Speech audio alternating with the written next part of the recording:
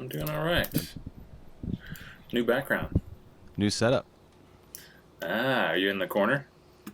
I made it. Hell yeah. Yeah. Nice. I'll text So you a picture. let's check it out. Just shooting you a text of where I'm sitting.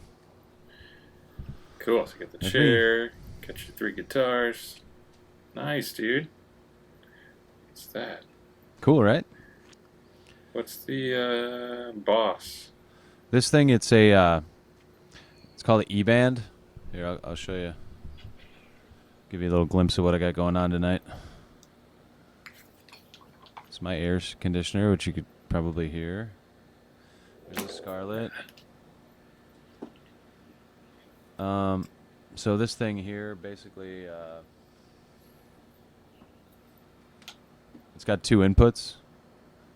So you can do 2 guitars, or a guitar and a mic, or a bass and a guitar, or whatever you want right here, you know? Ah, cool. And then it comes with all these songs preloaded. Huh. So I can jam along to songs. Nice. And then I can upload songs here and loop them, you know, so I can like work out parts with using this machine. Yeah. Or I could upload MP3s and play along to songs that I like. So it's just like a hardware piece for something that can be done in GarageBand, you know, but at the time this was an easier solution for me. Nice. Yeah, and I kind of thought maybe originally I was thinking, well, I should be able to use this instead of this, and that's why I tried to figure out how to do it with this first, and then it took me a while before I gave up, and then I went on to the M box, and then finally this. Yeah. But yeah, so I've just kind of been, you know, trying to use it because I bought it probably 2 years ago and didn't touch it. Yeah. And then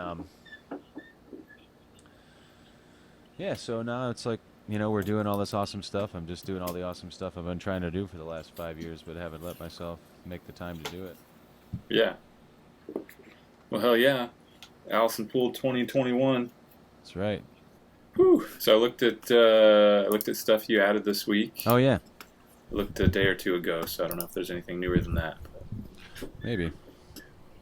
I got my guy Leo, my dude Leo. Oh yeah, right. Yeah. Which is funny. I like those. That's funny. Yeah, I like those little conversational songs. Mm-hmm. Yeah, it reminds me of a couple of things. Like Minutemen have a song like that where they read this passive aggressive note they got from their landlord or something like that. It reminds me of that. Mm-hmm. Just like dialogue. It's cool. Yeah, I mean, even that to me could be like a story, you know, that spawns a song. It doesn't. The lyrics don't even need to be conversational. Yeah. You know, but you know what I like that I've been doing lately is when I'm working out parts for songs, Erica will come in and say something. Mm-hmm. That's why I came with that title, I'm Set, because she asked me if I needed something. I'm like, no, I'm good, I'm set. And then I was thinking of, you know, like my vision for, you know, I did my sales training, and they talk about vision and having a vision board and all this shit. And I was thinking, yeah, I'm gonna write this song about when I am set, like when I've achieved my vision, you know. So I've got the audio of her asking me a question and me saying I'm set. You know, so I've always when I was, especially in Colombia, I was discovering these bands.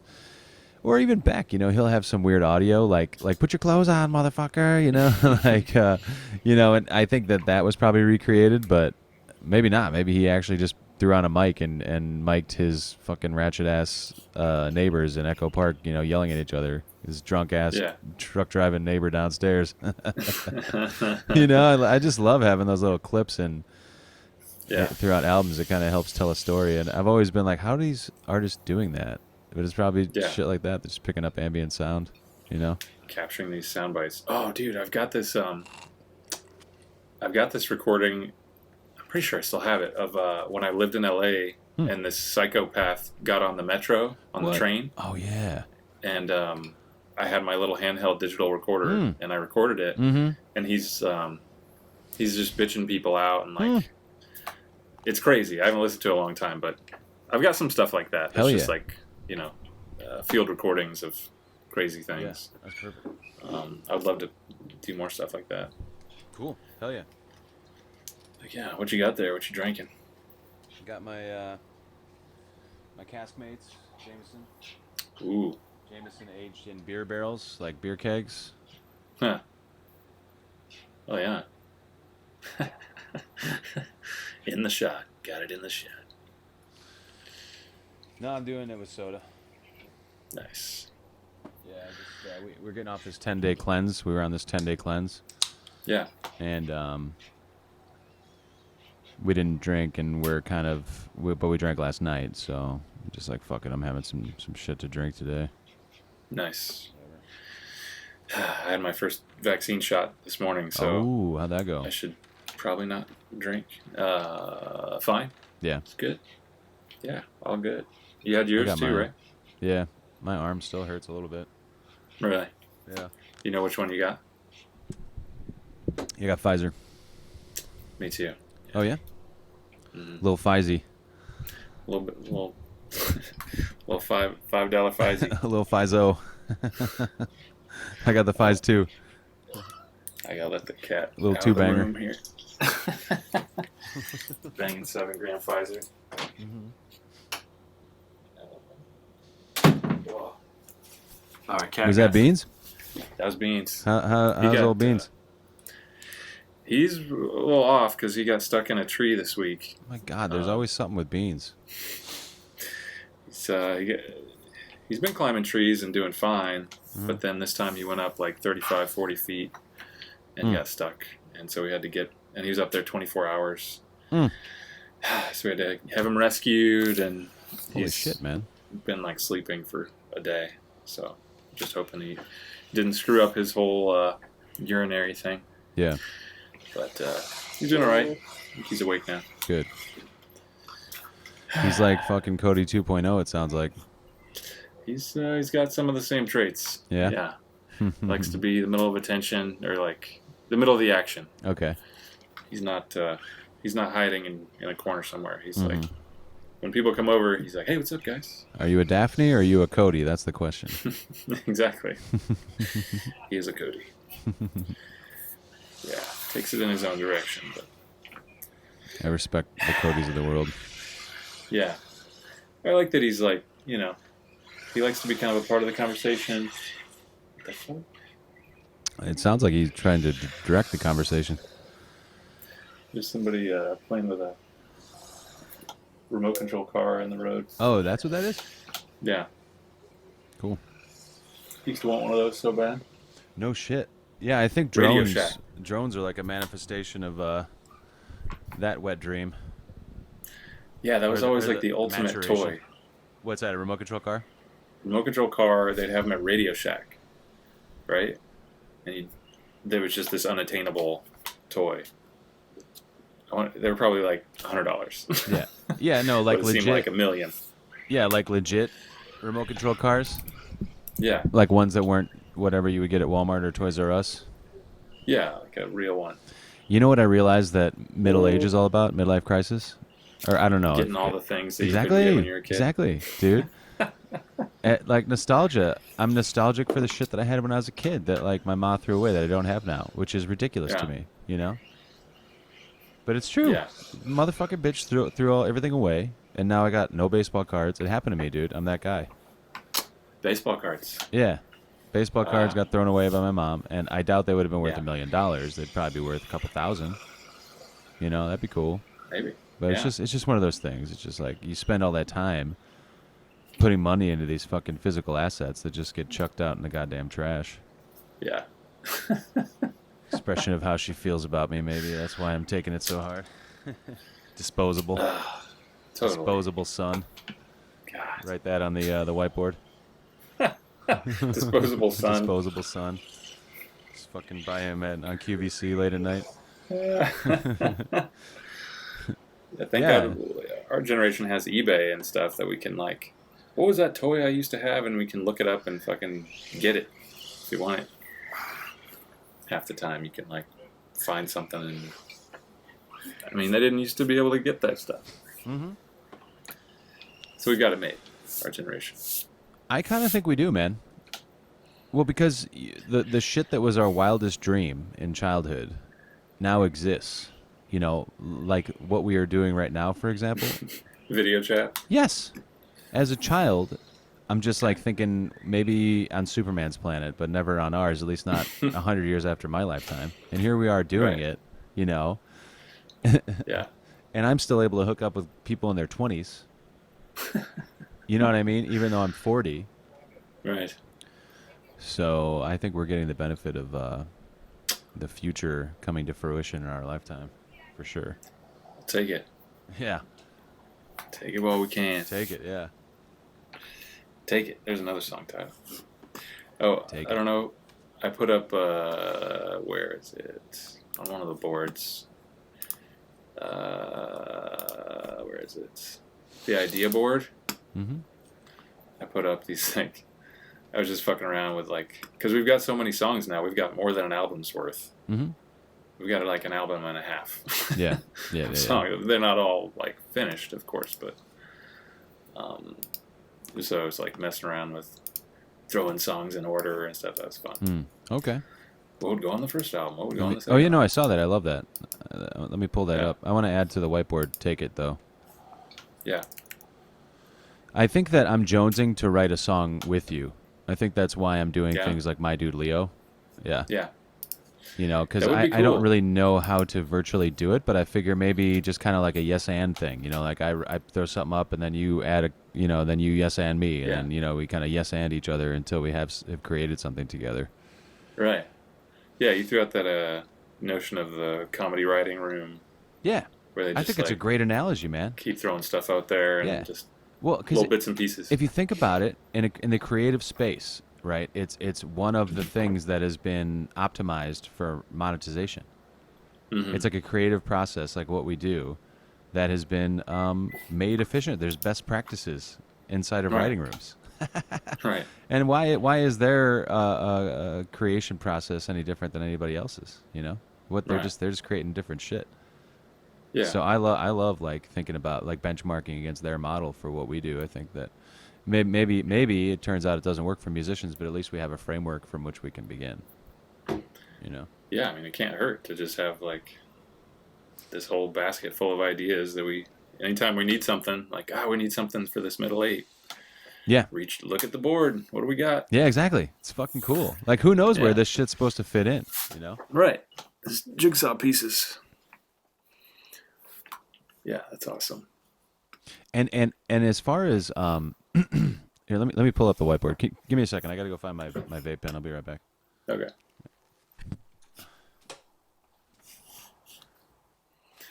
Do do do do do do do do do do do. Find my vape pen.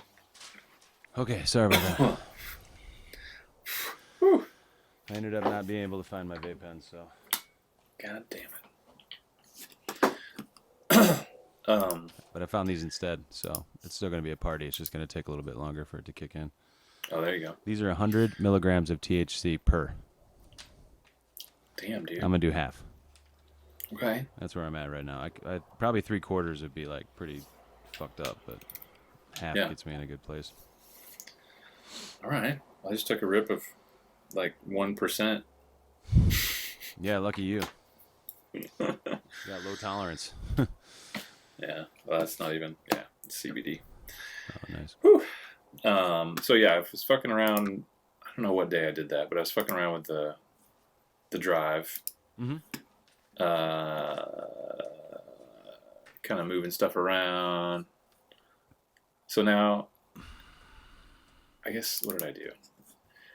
Okay, so I moved. Oh, you've probably already seen it, but there's like idea board and there's song index. Mm-hmm. So, all right, that's probably self-explanatory. Yep.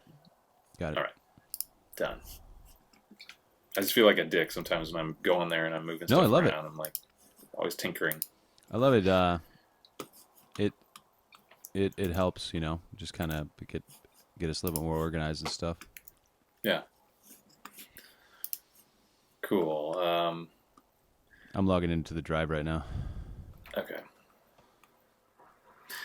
Yeah, I was just like, because we just keep coming up with new stuff. Mm-hmm. Oops. And it's like, well, shit, we already have like an album and a half's worth. Right. And it's not all fleshed out yet, but right. I mean, shit, might as well keep coming up with new stuff as long as we're able to. Yeah. But yeah, I also kind of want to like, well, shit, let's fucking work on an album. Yeah. Like just focus on these particular ones or whatever. Or this is just an example. Like we could pick whichever ones we want, and still be writing new stuff as whenever we want to. But then like we have this project of an album. Cool. I like it. We're steering towards this album. It might take a year. It might take however long it takes. Cool. But it's like it's a good goal. Cool. I like it. Yeah, and then because then like once we sort of like choose which songs we like for it, then it starts to kind of take shape, and we're like, oh, what song feels like the first song off an album, and like totally. What feels like the third song, and because those things different have their. You got to start strong and catch people, and then like song 2 and 3 you have to just get like more and more badass, and yeah, etc. You know what I'm talking about. Wow, so you're thinking an album's worth of the early stuff maybe, and then like the second album is the new stuff? I think that's a cool idea. And then maybe like an EP can be the stuff from the old times that's most fleshed out. It can be whatever. I mean, this was just the first sort of like thought exercise of doing it. I figured getting like the older stuff out of the way, or just yeah, totally. Because it's older and yeah, totally. I feel that. And stuff that we like You and Me in the Street and Marbles, like are sort of stuff from the San Pedro days. Yeah. And the stuff I had back then, kind of putting that stuff in there. Yeah. But then some of your new stuff too. So we'd have basically half your songs, half my songs. Every other song. That's one idea. I don't know. You could also do like the first half your song, the second half my song. I mean, you could go either way with it. Yeah. Or just scatter it and not care. Just base it on the vibe of the song. Yeah, I had an idea about how to get a little bit Brett Easton Ellis on everybody with the fact that some are my songs and some are your songs. Yeah. Okay, so I'll show you through a demonstration of what I was thinking, right? Yeah. A lot of the songs that I've been writing lately are kind of in a similar sound vibe. It's I don't know, like I'm kind of feeling like I'm going down a particular lane or whatever. So and it might just be because a lot of times I'm playing maybe in like the E minor pentatonic or like a similar key or an adjacent key or something, so they all kind of feel a little bit connected, which I think is cool. So aside from just that alone, which would probably kind of tip people off, which are the ones that are my ideas to start with versus your ideas to start with, because I don't like to say it's my song. Like Fucking Dirty, for example, that wouldn't exist if you hadn't told me that's a cool riff and named it. You know what I mean? Like that's a collab as far as I'm concerned. That's not like my song, That right. wouldn't exist outside of this band. So then it's like, what inside of Fucking Dirty could maybe tip you off a little bit that I originated like the guitar part or something, because it's going to be like guitar players that are thinking about the musicians that are going to be thinking about whose song is who. It's not going to be like passive music listeners. They're just going to be like, wow, that song's crazy. Well, what about this song? That's crazy. Yeah. And it'll just be like, wow, they just go all over the place, Right. like, so anyway, for the musicians, I could throw in little elements of other songs into other songs. So, for example, I got this song. I want to show you. I've fleshed out this Abracadabra song. I probably showed you last week. It a little bit more fleshed out, but it's got this part where it's like. Can you hear that? Okay. Here. A little bit. Here. Can you hear that? Better? Yeah. Okay.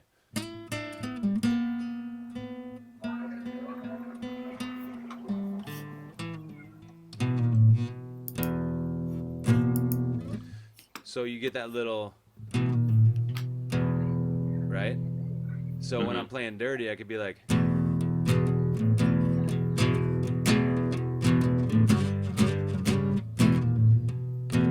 You know what I mean?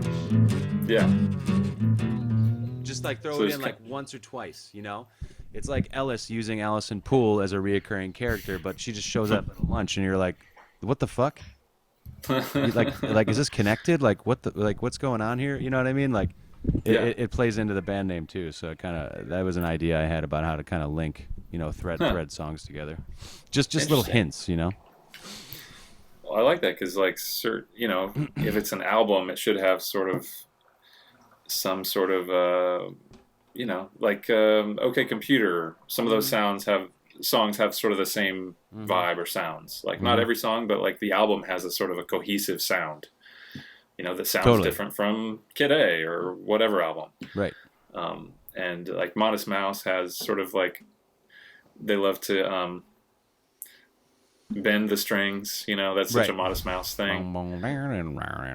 Yeah, totally. And that little Yeah, that little harmonics thing. Yeah. Yeah. totally. Mm-hmm. Um, yeah, it's cool. I Yeah, I like mean, that. and you know, and I think that honestly, that is kind of what makes it a Modest Mouse. That's like their unique sound that they come up with. Like the first time you hear it, you're like, what the fuck?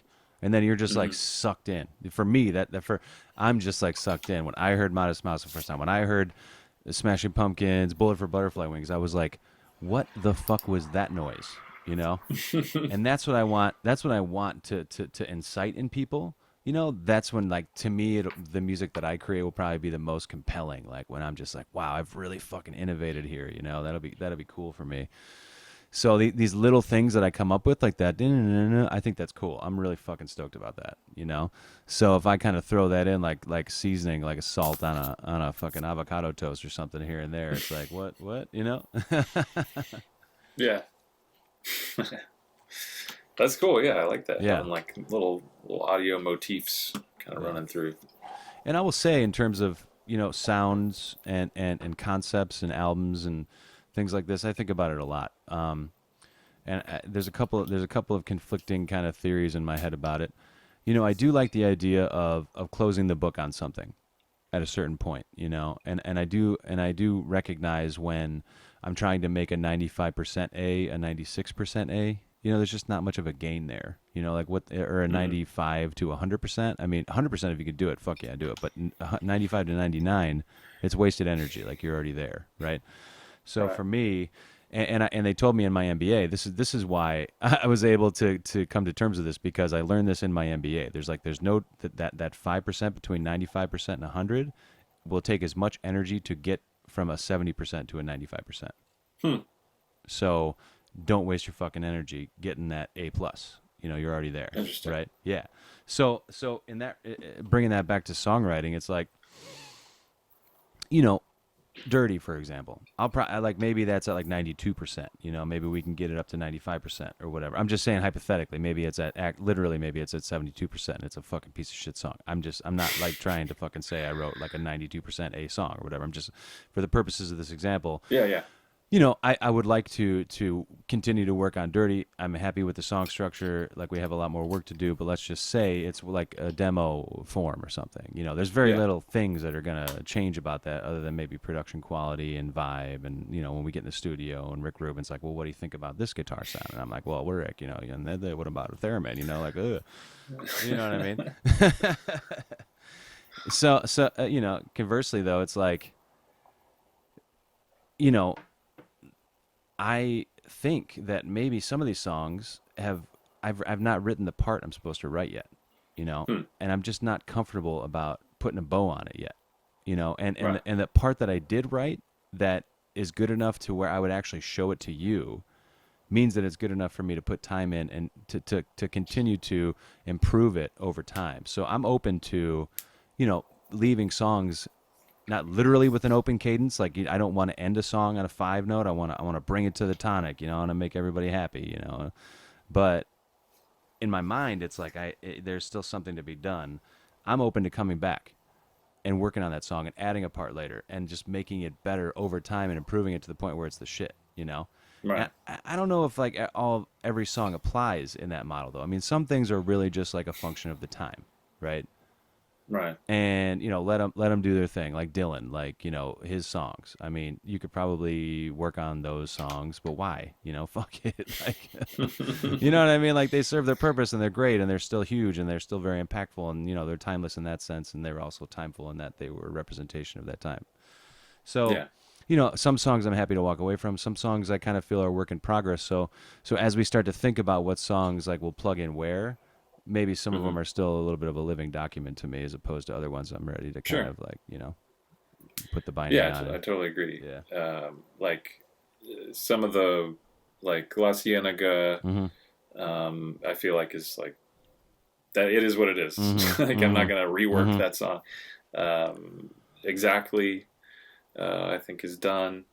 Um, yeah, there's some exactly that feel like I've done what I don't. It's done. It's like put a fucking Put a veneer bow over on it it. because I'm not gonna mess with Yeah. it anymore. Yeah. Yeah. Yeah. Gloss it. And then some are like the newest one, the new demo I'm working on, the what is it called, Rent Free. Yeah. I still feel like I'm really happy with it, but it's like I'm still tinkering with it. It's still Right. Right. yeah. Okay. Yeah. I'm sorry. Go ahead. Oh yeah, and that's kind of what I've been doing. My progress this week has Yeah. basically been listening to that demo 50 times and like Mm-hmm. hearing little things I want to tinker with. Like I changed a lyric in one spot. I'm thinking I might do something with the middle eights. Cool. Just little adjustments here and there, Yeah. but things around the edges. But when we're thinking about, and again, there's no, it doesn't matter. It's not like there's any rush to make these decisions. But I love thinking about it. Like we could start Me with too. an EP of the stuff that's already fucking done. Totally. Totally. Yeah. Because just if it's 4 songs, it's 4 songs or whatever it is. Yeah. Anyway. No, I'm with it. Yeah, no, I mean, I think we're thinking along the same lines. I was thinking start with the stuff that's already fleshed out, and then things like marbles. I need to work on the lyrics. The song structure, I'm down. And then I actually sat down to work on the lyrics yesterday or the day before. I'm like, God, I'm already done with this song. Like let's just do a quick thing. So, and I'm already kind of moved on from it. I would like to explore it a little bit more, but Which I don't one? think marbles. Yeah. I'd like to explore it a little bit more, but I don't want to get crazy with it. I want to get crazy with the stuff I'm working on now. Right. And so for me, the stuff that we're working on now, I think is more first album type stuff. Unless it turns out, okay, and there's another option, right? Or we could make it like the low hanging fruit for now, or like an EP towards the second album. Anyway, so here's what I'm thinking. So marbles, I'll probably add a little bit of the stuff that I'm doing now to that track. So if it's going to be kind of like then meets now evolution, but not too much, it's just like maybe like 25% of now into that and 75% then like put it on the first album, But if it kind of becomes like, if we make it evolve to what we're working on now, then maybe that would be more of a second album type deal. If it's kind of like a Band-Aid thing, maybe first album. EP is like shit's fleshed out. Let's just record it and get it out, right? Like in the streets, I could just figure, do that. Marbles would be like an EP thing, right? I don't really have any other fleshed out tracks from that era too much. You got a lot more tracks from that era than I do. Well, almost all of my tracks are from from old songs that I'm now finally seeing through. Yeah, totally. So maybe the first album is more your stuff, and the second album is like more my stuff. And then we just kind of come to some equilibrium in the middle, or as we're going through the process, or something, Yeah, maybe that makes sense. But here's the thing. Who knows how it's going to look in the end? I mean, to me, it's like, we can either say, okay, this is what we want. We want an EP and 2 albums, and then just like bust our ass working towards it, But that's not really my vibe right now. I'm really enjoying just kind of finding things organically. I feel like I'm really finding my voice musically now. I feel like I'm kind of, and that's really exciting to me. And I would rather present it in a way to whoever is eventually going to be our fan as a progression. I used to think about, okay, I used to get really into everything having meaning, you know, like Radiohead and all these people are kind of concept artists, you know, and I got to dig in there for meaning. And they presented this conundrum to me. I'm gonna crack it, and it's gonna be, you know, and I'm gonna be smart and everything. And I wanted to present my work in that way. So that was a block to me, because I didn't have every single thing figured out Right. before starting to create, and therefore I didn't create. So Yeah. now I'm kind of aggressively going in the other direction, where I'm just kind of going step by step, and as I find something cool, like a cool sounding thing on my acoustic, I make a recording of it, and then I start to write that and incorporate that into what I'm doing. So it kind of becomes like my canon, you know, my Right. tools, like my weapons. It's not Stevie Ray Vaughan's shit that I'm copying. It's like fucking Stevie Ray Vaughan lick, and then I work with it, and then I made a cool thing that's my own. I'm like, hey, this is my thing now, you know, Right. and then I incorporate it into one of our songs. So I like that kind of organic progression as a means to presenting things too. And that's what I'm saying is like, it's this whole thing is kind of a work in progress. I mean, especially now, like that we're remote, it's very conceptual. Yeah. We're already in our head, so this probably doesn't serve our unique neuroses, whatever it is we have.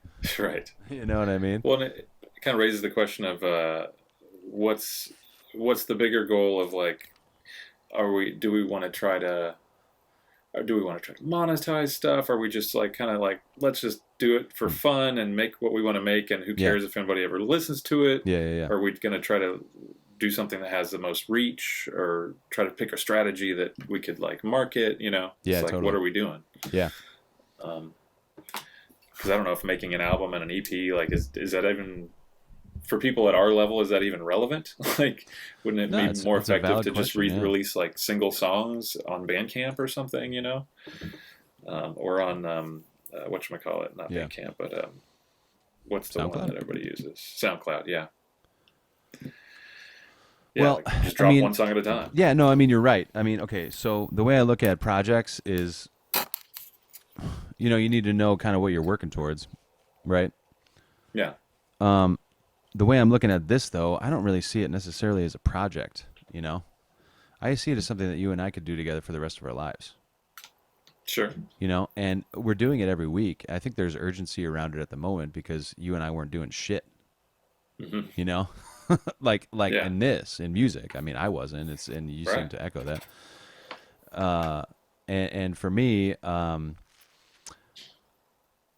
I think, you know, I don't know. I mean, part of the reason why it was liberating for me to leave Dimmock is because, you know, it finally allowed me to just be making decisions about music independently, independent of Steve Aoki and independent of my financial stability, depending on it. Hmm. And so I'm still rediscovering myself musically. You know, I feel like I had like this immense drive and vision and purpose when I initially wasn't got the itch for music, you know, like when I got into Nirvana when I was 14, and that took me all the way into when I got let go at Dimmock. That was, well, no, it didn't actually. It took me up until my freshman year, and circled back like when I was 22 in Columbia, Missouri, you know. So anyway, Hmm. so now it's like as I'm listening to podcasts, I'm targeting podcasts that, you know, like our Song Exploder, that fuck with my interests, and things that for whatever reason I can't shake. You know, like I was a skateboarder. I identified as a skateboarder well into my 20s. And I was Yeah, like, I'm going to be a skateboarder for the rest of my life, you know? And now to identify as a skateboarder, I don't want to be a fucking skateboarder. Like, look at those guys, you know? Like, come on. I mean, that's not my shit, you know? But right. I also started playing guitar at the same time, and I am like ready to get a guitar tattooed on my forehead, you know? So that's like something to be said about this goddamn thing. There's something like that holds like huge priority in my life, to the point where all I do is work, Erica, and music. Hmm. So my assumption is that this will be important to me on this level for the rest of my life, you know? So Yeah, I'm putting time into this, you know, as one of my top 3 priorities. It's like building a family, building a career, playing music. You know? yeah, So like whatever this turns into, I'm gonna be happy with, just as long as you and I get to do things creatively together. And I feel like genuinely that you're one of the people that I could really create really fucking cool, forward-thinking stuff that's like impactful with, you know? Yeah. And no pressure. Right. No pressure. No pressure No, to I like that. create that kind of like revolution, generation, mind-changing level content with me. Right. Like Kerouac.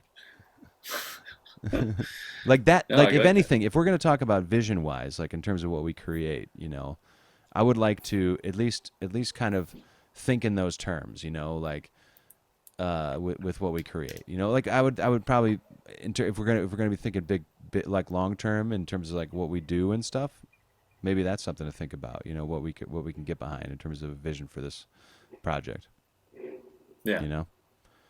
because that's a little bit more tangible right now in terms of, should we do an EP, and then should we do an album, and then what label should we target, and like what are we trying to do here, because I don't know. I mean, am I trying to be famous? I don't know. Like there's still a part of me that wants to be famous. Why? I don't actually literally want to be famous. That'd be so fucking annoying, No. Yeah. I mean, I'd want to be like, no way would I want to be like famous. I'd like to have like make stuff that gets an audience. Right. I wouldn't want it to be a billion people, Right. because that would just be insane. Yeah. And would ruin our lives. Right. But it'd be cool if it was like, I don't know, thousands of people. Right. Right. 10,000 people. That'd be Right. ideal. Right. Have like a niche audience where it's like, Pavement or Sonic Youth or Yep. That's 100% where I'm at. Fugazi, where it's like they're not a household name, Right. but they're fucking badass and they have a loyal following. You know? Yeah. Yeah. I mean, the way I'm looking at it. Sorry. Go ahead. No, that's like best case scenario for me. Like that's Cool. pretty much as high as I would strive for. Mm-hmm. That's exactly what I want. I want to write Lonesome Crowded West. I feel like once I write my own Lonesome Crowded West, I can walk away. Like I can move on to something else. It's like maybe that's why I'm still obsessed, because I haven't written my own Lonesome Crowded West. I don't know. Right. But that's the level I want to stay at. I want to stay at Modest Mouse before they got signed to Sony, and now they have Float On. Right. But the thing is they have Float On, and that was a hit for a minute, and now not very many people know who they are. Mm-hmm. So Float On gave them financial stability. It gave them this lifestyle that they're able to afford now. So I'm open to the possibility of having a hit or two and being in the limelight for a temporary period of time. You know what I mean? Just to get that financial stability to the point where we don't have to worry about anything, and neither do our kids. Right. You have like a breakthrough moment, but then you're not like fucking because Kim Kardashian or something. Exactly. I'm not trying to lean on a public engagement for my monetary success. If it turns out that I'm actually a Kardashian and need that or feed on that, then I don't blame you if you like can't ever talk to me again. But who knows? Maybe there's part of me that is that person. I don't think so at all. But anyway, that's not my goal. My goal is just to have a platform from which to release content that already achieves an audience that's larger than the choir I'm already preaching to. Right. Yeah, I want to reach it helps. an audience beyond my friends and family. Yeah, exactly. Yeah. I don't even want to try. I don't even want to tell them what I'm doing anymore. Because it's just embarrassing after a certain point. I mean, I want them to be engaged on a level where they're supportive. They're like, awesome, Yeah. Whether they listen to anything I do or watch it, I mean, it's gonna like really break my heart when they don't. But I'm already preparing myself for them not. So, well, Justin Brown sent me an awesome thing recently. Yeah. I was getting really upset about. I don't even remember what it was, but somebody who wasn't interested in my writing or didn't like it or whatever, and he sent me this like 10 ways to be miserable as an artist, and like number 1 was try to get your friends and family to like your art. It's so true. Just like fucking let it go. It's never gonna happen. It's just you're gonna make yourself miserable. That's really stuck with me. Yeah. It's like that's just pointless. It's pointless. You have them in your life for other reasons. And just so you understand, because it occurred to me last week when we were talking about how we would play a show, that probably because of my music business background, I don't need to have anxiety about these things because I already know how a lot of these things play out, right? But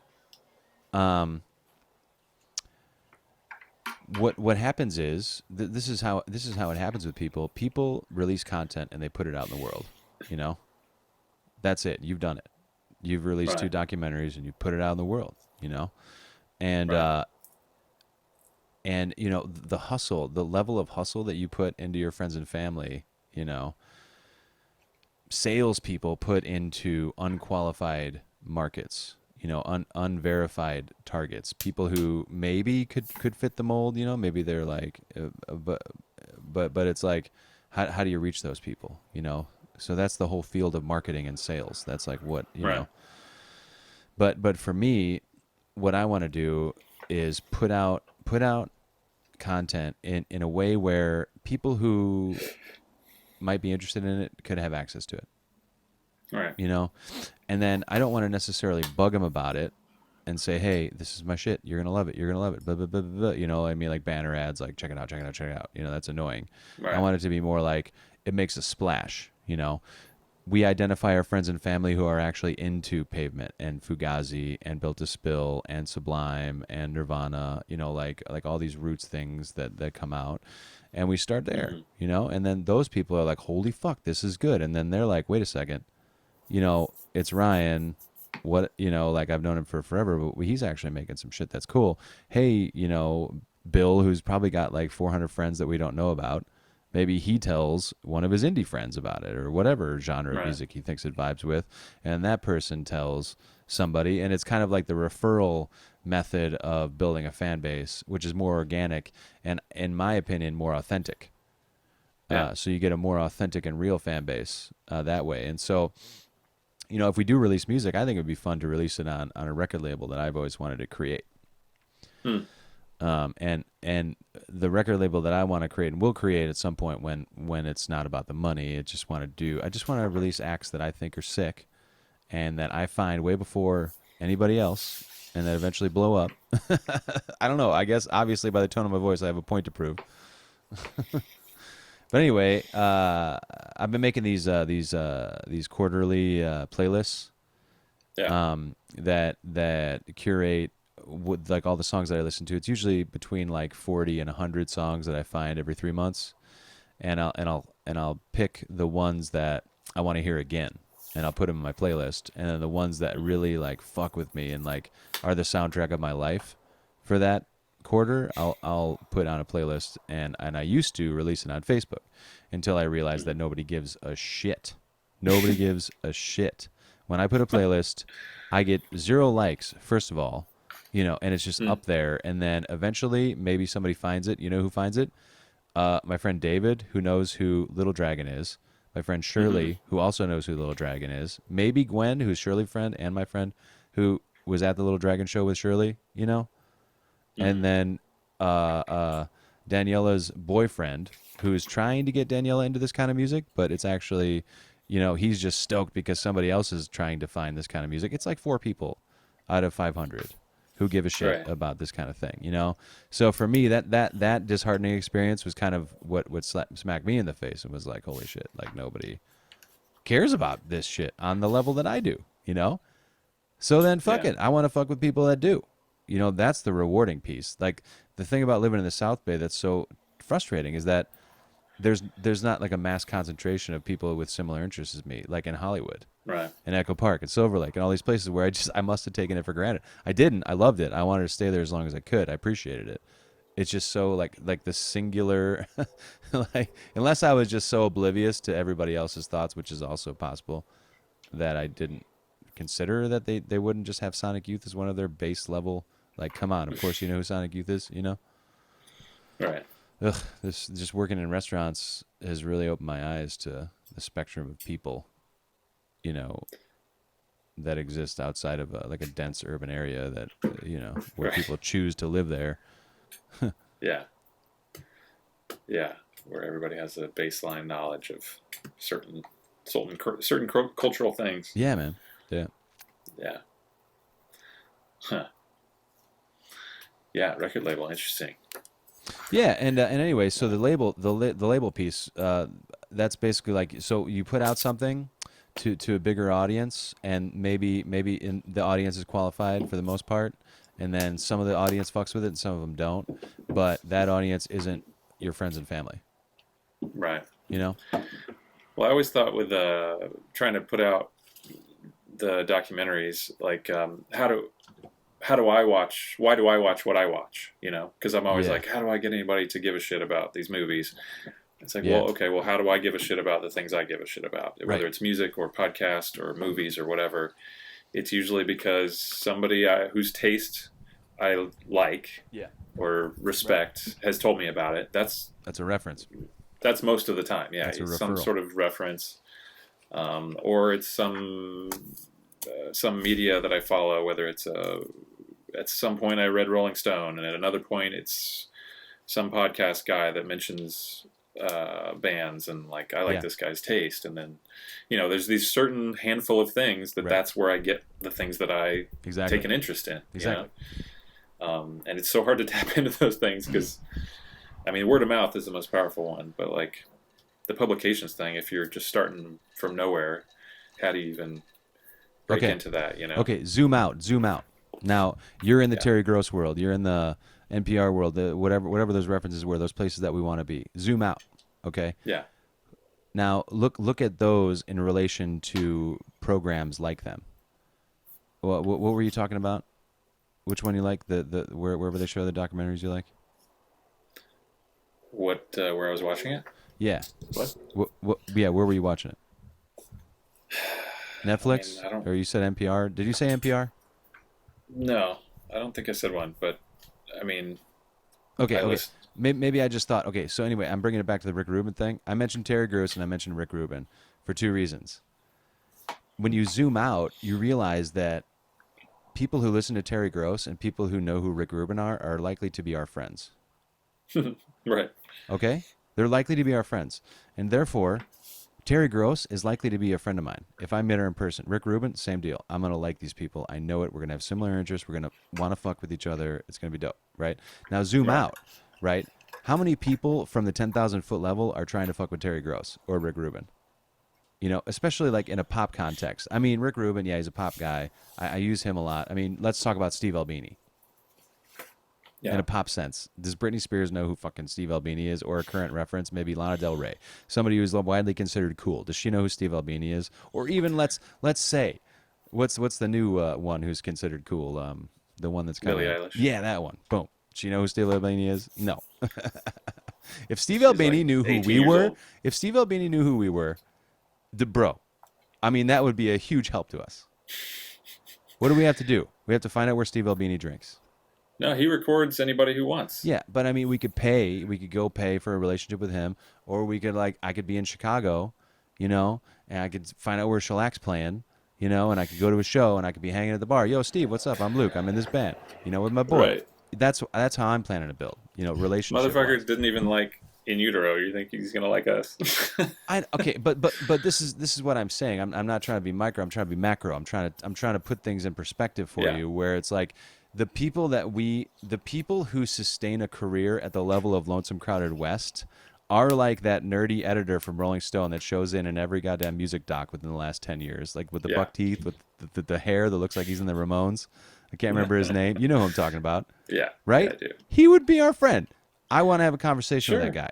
Right? Yeah. But so it's like, but that world of people like him, it's like 2,000 people, dude. It's like maybe 100,000 people in the world like him, And it turns out those are the kind of people that I want to talk to, right? So those are the kind of people that I'm making music for, most likely. And I think my theory is that culture emanates from people like us. Mm-hmm. It emanates from us because we are the people who take something and make it better, and think differently about things and innovate, right? That's art, in my opinion. I don't know. And so what happens is that people like us go to work for Rolling Stone because we want to make money, in our passion. And then we end up having to fucking editorialize Britney Spears, but then at least we're making money, doing what we love. And then every once in a while we get to talk in a documentary about Wilco, who is the shit. I know exactly he's actually pushing money forward or pushing music forward, And then fucking Jeff Tweedy makes something that Taylor Swift thinks is cool, and then Taylor Swift puts it in her song, and all of a sudden, like, country music is made better. you know. Right.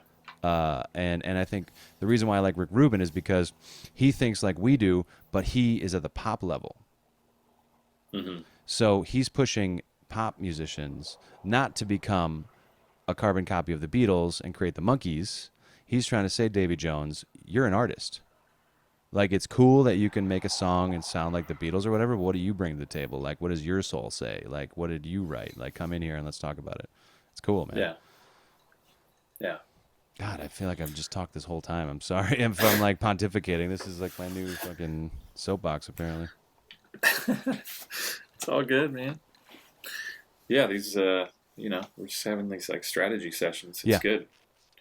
It's getting, because then we like do our work separately. Because there's not a whole lot we can do musically during these meetings.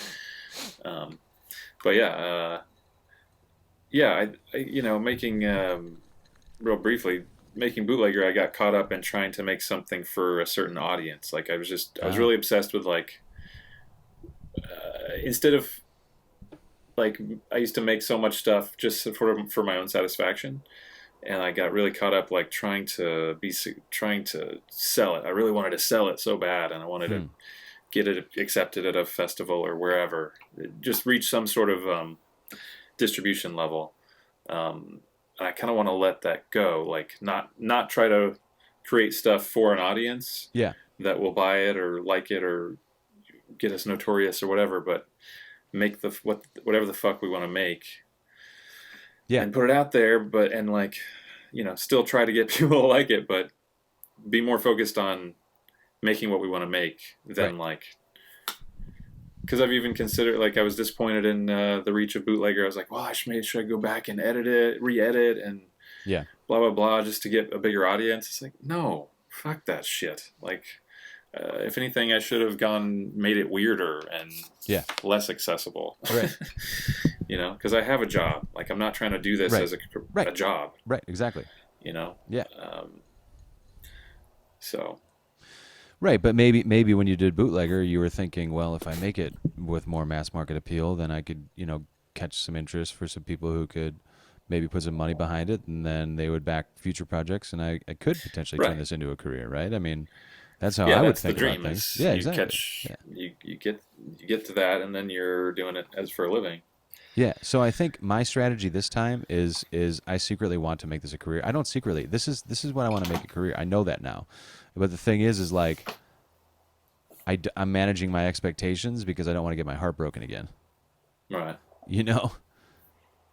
Because Dim Mak could have been my thing. Like, that's what I was trying to do. I was trying to work at an indie label that could create hits that I wouldn't want to throw up in my mouth every time I heard. So the hits would still have integrity, but they would also finance the operation of the record label and then have extra money to where we could grow and attract even better clients, Yeah. And if Aoki would have been in alignment with that, we could have created a record label that would be releasing artists that Rick Rubin is producing. Because the way I think is in alignment with people like Rick Rubin and where it pushes music forward. Like Steve had this thing, what was it, like the new noise? That's what he called it. I love that, new noise. It's the new the new noise in hardcore, indie, or dance or whatever. Like whoever's making something new. Mm-hmm. The new sound. Yeah, like a new sound. It's pushing like the genre forward, whatever it is, Yeah. So anyway, it's like I don't know. I lost my train of thought.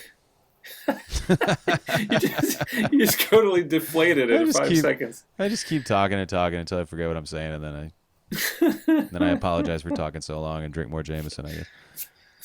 It's all right. Yeah, I'm not drinking because I had the shot today, so I'm like I'm not supposed to drink, I guess, for a day.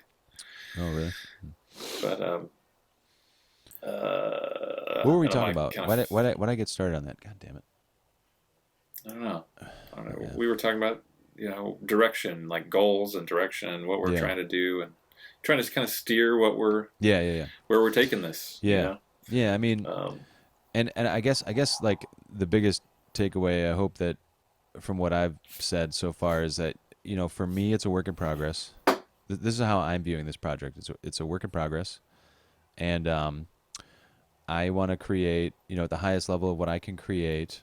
However, I do want it to be accessible. I'm creating songs. I'm not creating noise. I'm not trying to be John Right. Cage. I'm not trying to make an actual artistic statement, because in reality, I want this music to have appeal. I want to be able to perform it for people who love it. Yeah. So yeah, I mean, I think we're in alignment in terms of our target demo, which is, I want to be like an indie god. I want to be like the next evolution of Malcolmus. Right. That would be the shit. Like What the next Fugazi or something. I've thought of for a while is that usually, not in the case of Billie Eilish. Well, even with her, she's probably playing to people younger than her. But mostly these people are playing to people younger than them. Like when we went to see Radiohead and Sonic Youth and Yep. all White Stripes, they were all those people were 10 Yeah. years older than us. Yeah, totally. All of them. It was like Yeah. 10 years. And that's kind of, so we're 40. I'm 42. Mm-hmm. We're kind of looking at people that are in their mid 20s, late 20s, early 30s. Yeah. Yeah, it's perfect. And you know what's fucking even more perfect about it, dude, is that we lived through the 90s. Like, Right. These influences are coming out while we write sometimes. Nirvana, Modest Mouse, Smashing Pumpkins. And the kids will be like, wow, what is this sound? And oh, it's like an interesting take on this or that. And we'll be like, yeah, bitch, we were there. Like we're legit because we were there. Like this Right. is like another way to look at it is like what grunge could have turned into if it wouldn't have been watered down by the music industry and turned into like country and bro DJ rap. Right. You know what I mean? Yeah. Yeah. I mean, I like the material we're doing. I have no I have no interest in being a John Cage type. And- But we're making what we're making. It's like pop music. Yeah. I guess. Well, I mean, yeah, I mean, influenced by- well, yeah, I mean, and let's talk about what pop music means, because the pop music that I'm willing to get behind is the one that cuts through the zeitgeist to the point where the zeitgeist realizes it needs to evolve.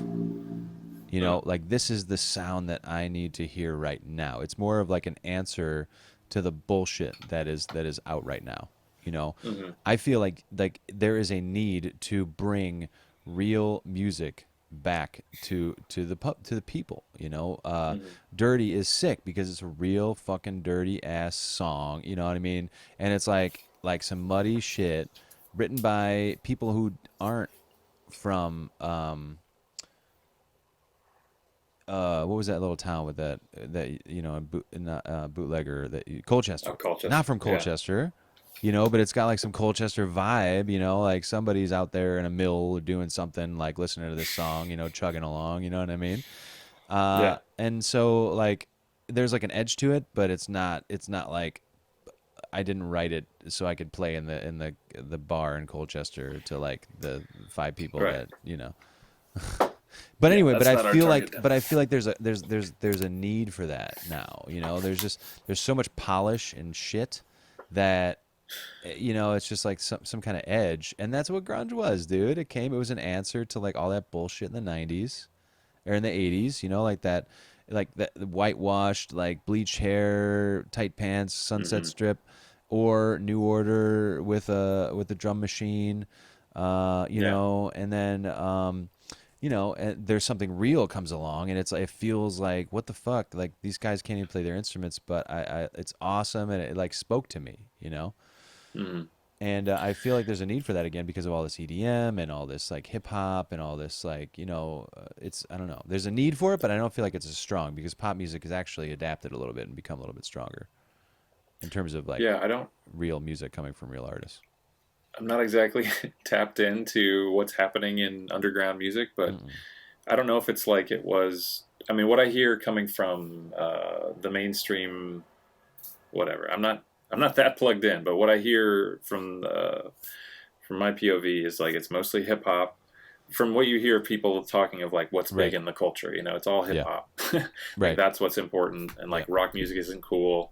Alternative rock is yesterday's new, you know, like all that stuff. Yeah. Indie rock, and you even is sort of like They don't you even don't know hear a what lot it is. of you don't hear a lot of rock period or bands or I don't know if bands are even a thing. Like if I was in LA now trying to be in a band, like is there still that like thousands of bands, or is that a dying thing right now? Like I don't know because I'm not there. I don't Yeah. even do it here. Yeah. There's I don't know. I'm sure there's plenty of bands still out there, but Yeah. in the culture, I it don't seems know. like bands have less and less relevance. Right. You know, Yeah. it's all hip hop, and No, and you know what's exciting about that, Ryan?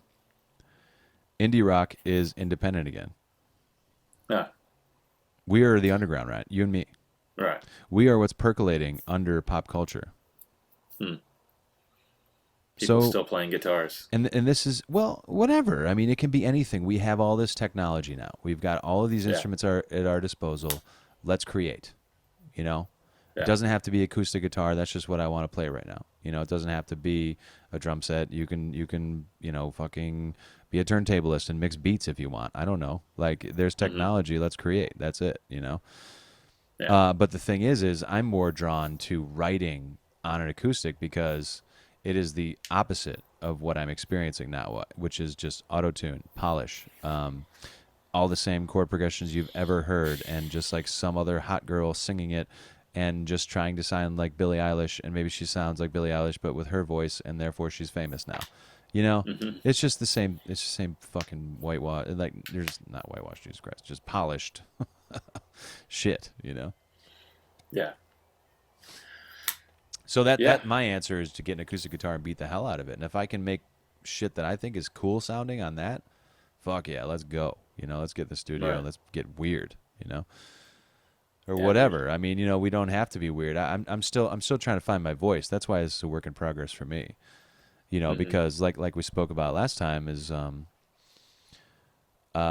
you know, when we were in Allison Pool, I was writing a lot of like Pavement, Sonic Youth, Modest Mouse, those kind of things. Fugazi. I was just trying to write, you know, in my own voice, you know, speaking to that and maybe something like a new sound or a new noise within that genre.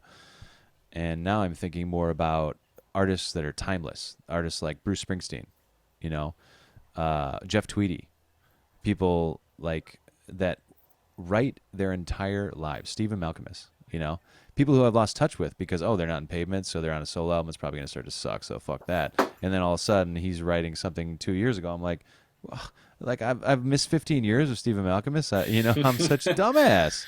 And Yeah. Wasn't even paying attention. I just feel like you know, there's people who write, you know, because for whatever their reason is, I don't know. I'm going to write the rest of my life. I think I am. I'm going to be like a Tweety, or I'm going to be like a Malcolmus, where not on that level, like profile wise. I'm not talking about that. I just think that for me to feel balanced, I need to be creating.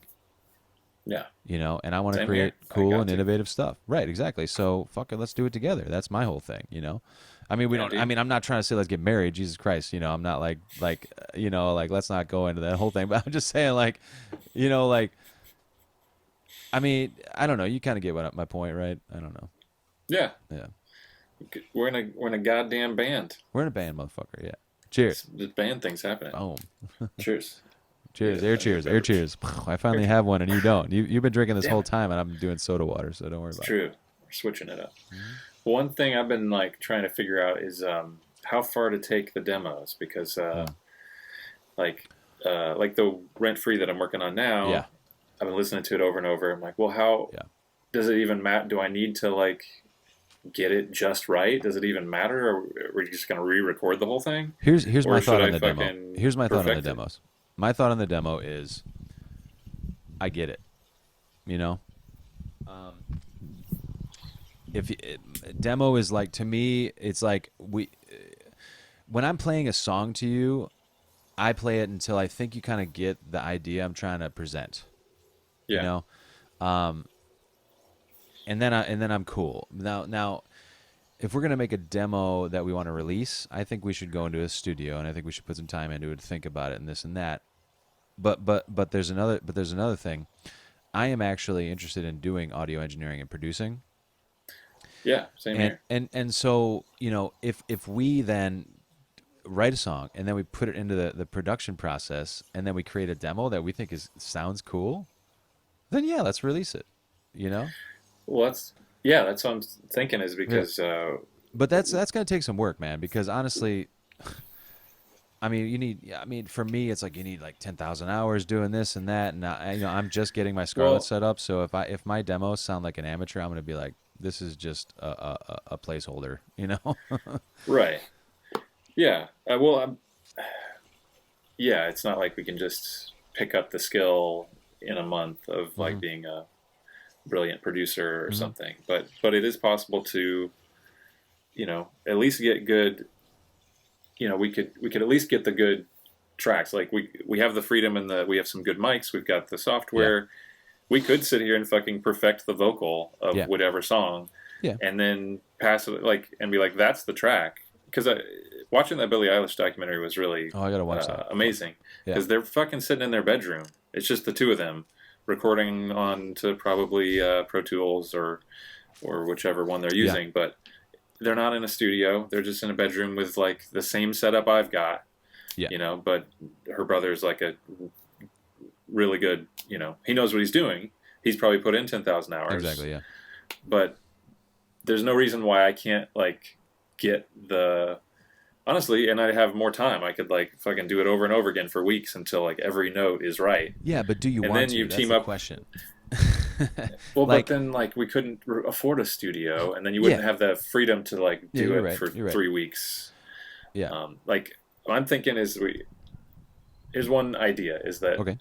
we get like the actual recording, like since we have the mics and the freedom and the time, take as long as we want to get the performance perfect Mm-hmm. in GarageBand even, Mm-hmm. or Mm-hmm. whatever we want to use, Fruity Loops. Then we work with somebody Yeah. who has that skill. Like I've got a couple friends, I'm sure you know a bunch of people that know what they're doing on that stuff. And maybe somebody would be willing to like, maybe they like what we're doing and they'd want to join as like a creative partner in this. Like it wouldn't be like, here's $500, mix our record. It would be like, do you want to be Yeah. a part of this and help us shape this shit? Yeah. Be our Yeah. producer. Yeah. Um, I don't know. That's what I've kind of been thinking. What do you think? Yeah. Yeah. No, well, first of all, in terms of producers, I see a producer as a potential collaborator. If you're talking about being our producer in the long term, but if you're talking about like project to project or maybe like produce a track, I'm more comfortable with that. Like hey, let's just because this is so early stages, we don't really know everything. Like in terms Yeah. of like who we're gonna work with forever. I don't really want to, especially if it's somebody I don't know. Yeah. But I'm open to getting people who collaborate with us on the long term, just because if you know somebody and like and love somebody, then I'm sure I'm going to too. So it'll probably be a pretty quick conversion. So that out of the Yeah. way.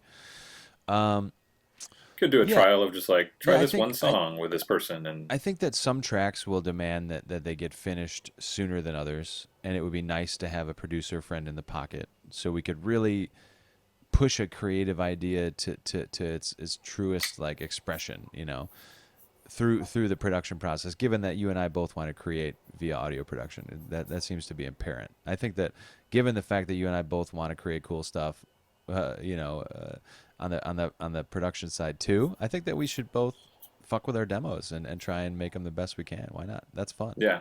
That's just like something Yeah. fun that we can do that helps build a skill that we can use in other ways, to monetize maybe on other projects or whatever too.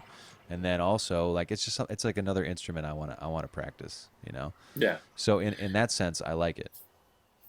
Well, and I Um, like there's such a huge difference in just getting, you get the rough idea down. That's one thing, but like actually getting it microscopically, like trying to get it fucking perfect, like get the timing just right and everything's perfectly in tune and the harmony, the timing is great. You know what I mhm. mean? Like taking it to that, because that's so hard and it takes so long. Yeah. Because I'm not Whitney Houston or somebody who can just like nail it on the first take. I'm Well, not but like, neither, but those people um, don't either. The more you watch these yeah, they documentaries and probably such, don't. you realize it all takes hard work. I mean, I was listening Yeah. to this thing with Bruce Springsteen today. That's another guy who's a timeless artist. I think I might have mentioned him already. You But said anyway, it, yeah. yeah. So he's talking about how some albums you just get on a lane, and the songs present themselves. You get in the studio, it works itself out. The whole process takes 3 weeks. Some albums take a year and a half. You know, the songwriting process. It seems to me when I listen to Bruce Springsteen and Jeff Tweedy and all these other songwriters, they're like, sometimes I get a title and then I work from that. Sometimes I get music, I work from that. You know what I mean? Yeah. So I'm thinking, for me anyway, I'm wanting to kind of do it. I'm wanting to do it like record myself, or if we were able to like visit each other and like I sit down and record you and vice versa, like we record each other. Yeah, totally. But to like take my time and like just get it perfect, get the performances perfect in my own comfort of my own home, or your home or whatever, and then team up with somebody who knows what they're doing as far as like mixing and mastering and putting in different sounds, and you know, so get the performance and then hook up with somebody who knows how to take it from there, you know. Cool. Yeah, I'm down with that. So are you talking about like song by song, or are you talking about EP, album 1, album 2 kind of vibe? I mean, we could just start with one song, like, you know, like you're saying, we don't want to just like commit to somebody and be like, you're in the band, and then like we don't like what they do, you know? Oh, yeah, right. So we could start with 1 or 2 songs and see what happens, you know? Yeah, man, because if you think about you and me's history, what do we got? Malted Milk, right? Allison Poole. I mean, we've been playing together for a lot of years. A lot of the bands that are seminal in my history, you and I have been in together. Yeah, not just that, but I was thinking too how like you've been around for most of the other even bands you weren't in. Like you were at like fucking 20 Violetto shows. You went to Diet Christ shows. You went to Anchors for Architects shows. Yeah, like, totally. Yeah, I know. I don't know Diet Christ guys, but I know the Anchors guys, and I know like the story and all that. Yeah. So you've been around for almost every step on my musical career. So I don't know if you know this, but a big reason why I moved to Columbia is so you and I could be in a band together. This band. I wanted this band then. That's what I wanted. Yeah. Huh. That's why I moved. What did we do? Did we ever jam? This is what happened. I'll tell you the story from my perspective. Yeah. Moved down to Columbia. I had my van full of shit. All right. Yeah. I had visited you probably for the Fugazi show the month before I came down there, and you were dating that girl Jess at the time. So anyway, you know, I think you had to work. You probably were already at the U Club, you know, working full time. And so Jess kind of took me around with that guy Mike, who was your roommate, that killed himself. Jesse, the roommate, my girlfriend took you around. Yeah, your girlfriend took me around with your roommate at the time, Mike Collins. Yeah. Remember? Yeah. And I remember I need to see where the Steak and Shake is. Because that was like a barometer for me of whether the town was big enough for me to live in. Because I was like, I'm moving from Morris. I'm in a band that's playing in Chicago right now. I need at least the size of a town of Joliet. And one thing Joliet's got is a Steak and Shake, right? And, you know, when I drive from like Morris to wherever, whenever there's a Steak and Shake, I'm like, all right, I'm around like a civilization, like Naperville or something, you know? Take me to your Steak and Shake. So I'm like, if you got a Steak and Shake, then this town's legit.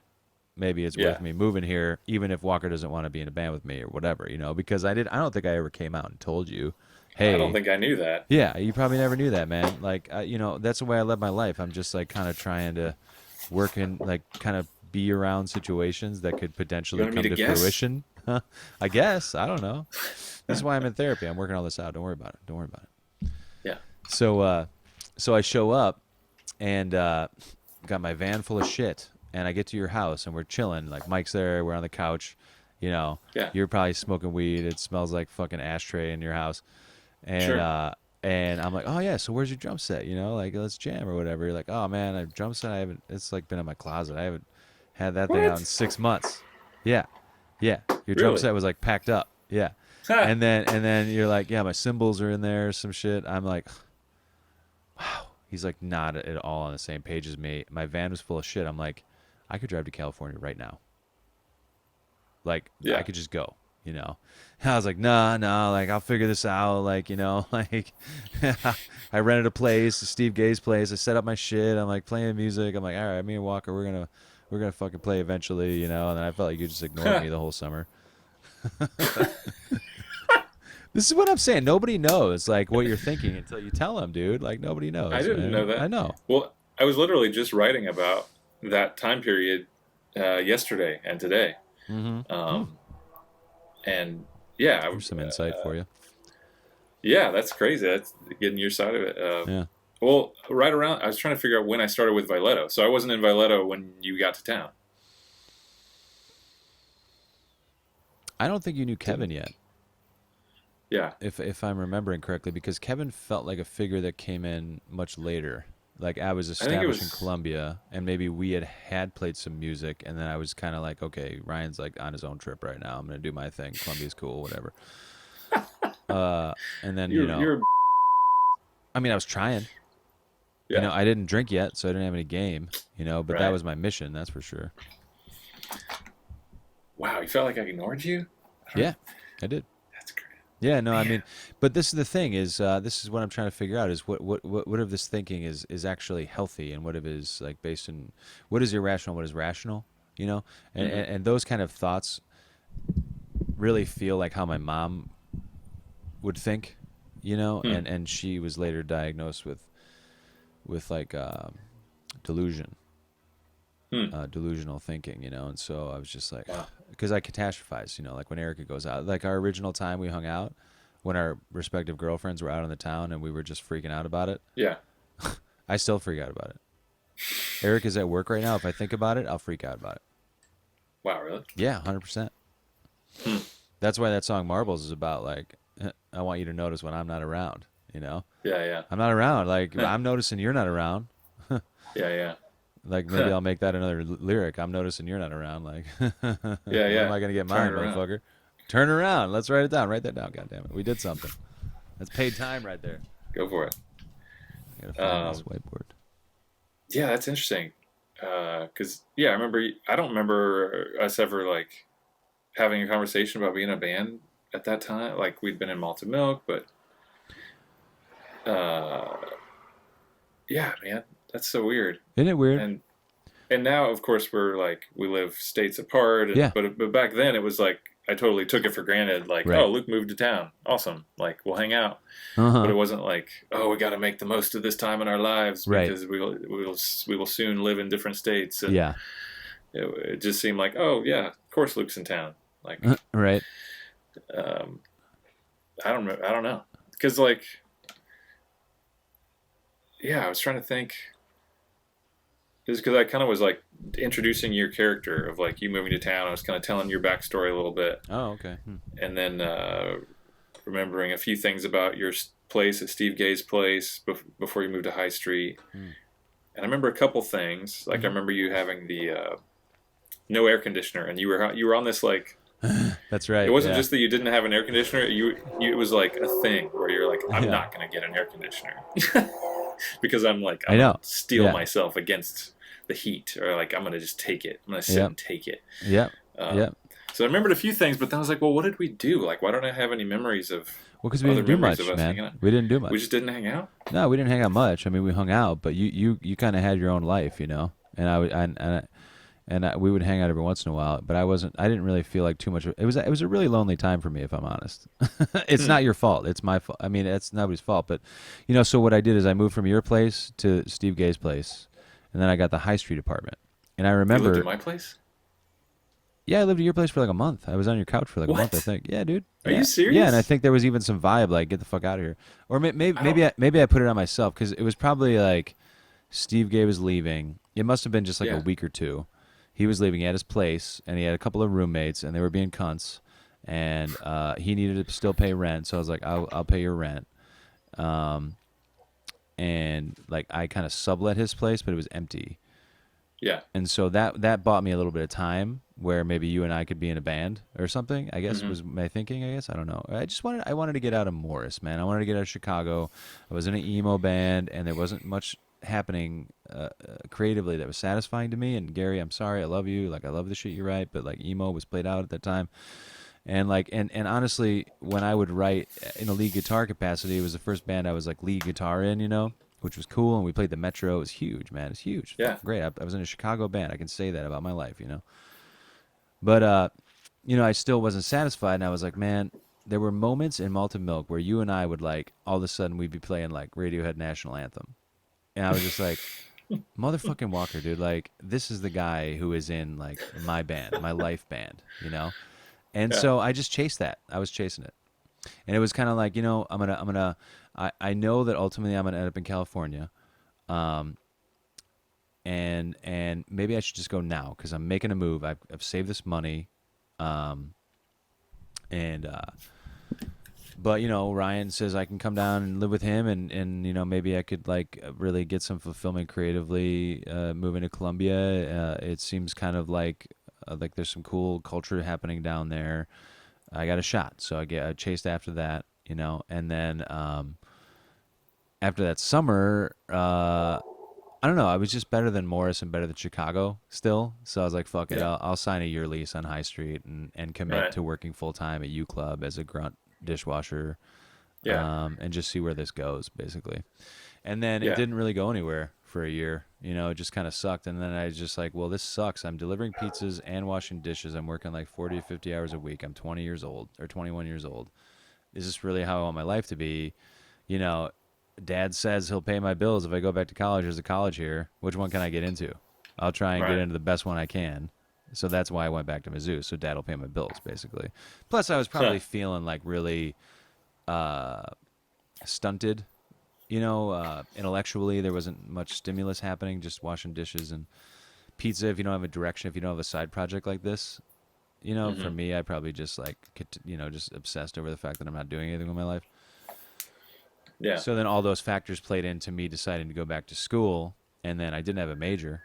I was over music by then, but I was kind of into business, so I just started there, and then eventually wound my way back into music business and Yeah. found my re-believed that I could do something in music again, and then interned at Blue Note, and then got the internship at Dimock, and then came back for a semester, and that was the semester where I was like the fucking man in Columbia. Like that was like the version of famous that I want us to get because it was Right. tasty. It was wonderful, man. It was wonderful. Yeah. Like I was interning at Blue Note, so I was in there with Richard King, who owned it and had for years. And he opens up the doors of Blue Note so that Uncle Tupelo can play. And Uncle Tupelo is where Jeff Tweedy played bass, and he's Wilco. And so he's connected with Wilco and Tupelo and the Pixies, like he knows them. And whenever the Pixies are in the Midwest, they come to the Blue Note to practice, even if they're only playing in Lawrence and Huh. St. Louis. So I'm like dialed in to this venue. It's like fucking amazing, man. It's I don't know if it's a drug, but it's close. Uh, so yeah, I mean, I was like their grunt street team kid posting flyers, Yeah. and then I could get into any fucking show I wanted. So I saw like the fucking Strokes blowing up playing the Blue Note. I saw the White Stripes blowing up playing the Blue Note. I saw Arcade Fire at Mojo's. Right. I've heard Mojo's. about that show. Yeah, I was there, and that's to this day it's the number 2 show of my life because it was Arcade Fire, stadium ready, playing Mojo's like this motherfucker with like some kind of drum that you would play in drum corps. It wasn't a snare; it was like bigger, but it wasn't quite a Yeah. tom. It must have been a tom, but it sounded like a snare anyway. And he's like fucking hitting this. He's hitting the fucking ceiling of Mojo's, and like everybody's like yelling. It was like the best show I've ever seen. It was nuts. Like if we create music like that just blows your fucking mind, that would be like, what the fuck? That would be like, that's what I want to do, man. I want to create music that opens people's minds to music. I'm writing that down. Create music. Yes. Wrote Oh it my down. god. Yeah. Um. Yeah, it's weird, man. Things feel so different now than they did back then. Like, Right. because now it's like we're friends at this point Mm-hmm. and in very close touch, and it just feels so. And like after all that shit goes through, and all the people kind of come and go out of your life, and then like there's certain people who've lasted, and they're Mm-hmm. still like the central people, Mm-hmm. like you and Bill, and like we have this sort of threesome, and Yeah. or whatever, and so it feels different now. And then you look back at these times where we actually lived in the same place, and like it's hard to imagine us like not hanging out, or that's so weird. And in LA too, like once we were in LA together, we played in the band, Yeah. but like we kind of went in different directions and had Yeah. different lifestyles and stuff. Yeah, we did. But I had kind of a similar experience when I moved to Columbia with Eli. I had wanted, like, we moved in together, and we were supposed to, it wasn't a band, but Yeah, you were my Eli. I Eli was identified that at supposed the to- time. Yeah. yeah, Yeah. we were supposed to do creative stuff together, writing or make a movie or whatever it was going to be. And like the minute I got to town, he impregnated Anna and was gone. Yeah. Like he just vanished. And yeah. so, so man, I can't believe funny. I did this same kind of thing. I had no idea. Yeah, no, I'm not, dude. Please don't feel no guilt about this. Okay, if anything, I should feel guilt because I never told you this. And here it is. I was 21. I'm 40. This is 19 years later. I was 18 years old when I met you. This is a year past how long I had lived before we met. Yeah. Before I even told you this shit. So wow. No guilt about this at all. I'm just disclosing it to you because I feel like it's okay. You know, like this if anything will help us become stronger friends, which is what I want. So. Yeah. You know, and I'm harboring no resentment. It's just what I experienced at the time. You know, it was a hard time of life for me, but it was a great time of life for me. That's the whole thing, man. That's my journey. Is like, I put myself out there, knowing that trauma and other things are a risk because I don't want to end up living in Morris, Illinois for the rest of my life. That feels like a waste of a life. Yeah. This is sick. The fact that I'm living in a guest house behind Margie Delgado in fucking unincorporated Los Angeles. Unincorporated Los Angeles, not even Los Angeles. I'm fucking Mike Watt right now, dude. Like the part of Pedro that he lives in is worth like $800,000 right now. Right. You know, like his neighborhood's a little bit sketch, but it's a C-level neighborhood. It's in the path of progress, just like mine. He lives in my same neighborhood right now. I swear to God, you go down to Pedro, which is 10 minutes away from here, and you cruise up on Mike Watt's house, which is probably only blocks away from where I'm having my open house that I've been posting about on Facebook. A very similar vibe to this neighborhood, you know? I'm just another motherfucker out here trying to make some shit happen. And I'm thankful that, you know, but that's the thing is like, I'd rather be here than like in Morris, Illinois, trying to make shit happen. I have a friend. That's another thing that makes me think about the fact that like you and I, maybe we shouldn't put as much pressure on defining what this is because, you know, somebody like who was in a band called who played covers of Smashing Pumpkins and Nirvana in 1995. And so they were already covering pop music in 1995. You know, these people were huge in my life when I was 15. And then I created a rip-off band. I went out and I said, okay, I love that they're playing Stone Temple Pilots and Smashing Pumpkins and Nirvana, 95, 96, you know. I'm going to create my own band. So I get Ben Cooper to sing. I get Charlie Cannell to play bass. I get Jim Kitanakis to play drums. And that's my first band, Antifreeze. And we covered the same fucking songs that played. Right? This is like 95 now. You know, where like my parents are driving me over to Jim Kitanakis' house because he's got the drums, so that's too much of a pain to like, you know, bring the drums over.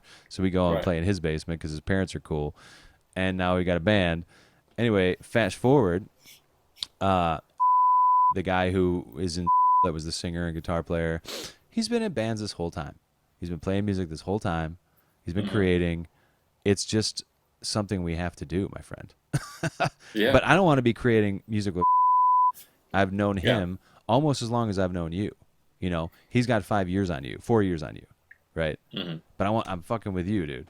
You know, there's something to be said about that, but there's also something to be said about the fact that can't help but write his whole life. You know, you think about people like Johnny Cash or, you know, like these people that I don't know, man. There's something about it. Like, hopefully I scratch the itch and I can move on, and it'll free up time to like maybe write a book or not even care about creativity. But I just don't think it's realistic. I think there's a reason why in meditation there's the Kundalini energy, which is the creative energy. It's just fundamental to who we are. It's part of like sex, you know. It's a fundamental human thing that just needs to. It's an itch that we need to scratch, I think. And when we do, it's very pleasurable. It's the healthiest coping mechanism I have in my life. Far better than this. Totally. Yeah. Totally. Yeah. Well, there's certain things that you've put your 10,000 hours in on guitar and bass and you know, and I've done it on drums and exactly video stuff and and baseball, like baseball, right? Exactly. And like I was at baseball practice today, and it's I kept like, oh, should I quit? Blah blah blah. And it's like this is what I do. Yeah, it's you, man. It's you. It's what I did my whole childhood. You're wearing a fucking Mariners hat right now. Yeah, that's for my hair, but it's a Mariners hat. If I put on a hat right now, it would say White Castle. Yeah, Yeah, it's just part of me. It's just like, Yeah. it's just what I do. I've tried to be like, become a fisherman and stuff. I'm terrible. I'm terrible at it. It's just like, it's fun, whatever. It's a nice little hobby to try to take up, but Right. I'm a baseball player. Exactly. 100%. And to me, that's what adulthood is. It's figuring out the things that are you and fucking leaning into it. Yeah. That's what I'm doing right now. I'm leaning into the shit that's me, Right. As opposed to being like, I'm a blank canvas. I'm into you, hot girl. What do you like? Maybe I'll take up calligraphy. Paint it on my canvas so that I can advertise that I am actually about what you're about. Jesus. Right. Where did that come from? I don't know. I put in my 10,000 hours chasing girls too, so 10,000 maybe there's a little bit of venting happening here. Well, yeah, I got to run to the bathroom. Do you mind hanging a second? all right, yeah. Yeah, sorry. Or what were you gonna say? Bill once called you, Oh. song title, the John Coltrane of hitting on girls at bars. Get the fuck out of here. No, he called you that. This is like 10 years ago, but that's a quote. Wow, That's I song gotta piss. title. I gotta piss. We're coming back to that. Yeah. And Bill's contributing to that song, by the way, whether he wants to or not. That motherfucker. Yeah.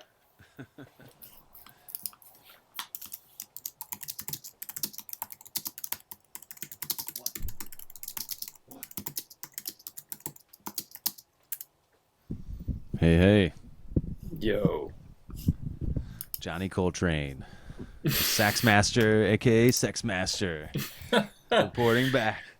Yeah, I put that in the, it's in the idea board. Excellent. Oh shit, where's my glasses? God damn it. Okay, real quick. Yeah. I have an idea for the idea board. Yeah.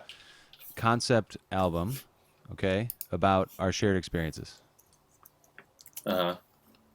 Just things we were together for. I mean, we can fucking figure that shit out. We can go ad nauseum. A lot of your stuff right now is chronological and autobiographical, and that's the kind of shit I want to write anyway. Stuff based on my life. Yeah. So I mean, we could even just like try and write a song about something that happened to us, or like a time of life. Just like trying to catch a vibe. Yeah. Yeah. So that's the kind of thing we could put on the idea board. Yeah, it's there. We could write like a soundtrack to your book, or I don't know. I mean, that's that's your book, but whatever. But that's an interesting way to speak to like the two of us. I could write a song from my perspective. You could write a song from your perspective about the same thing. Yeah. Or maybe you write a verse and I write a verse about the same thing, and then we come together in the chorus or something like that. Yeah, yeah. Yeah, there's a lot to choose from. It could be We have a lot of shared experience. The house on West Washington in Macomb. Oh my God, fuck. That would be a crazy song. I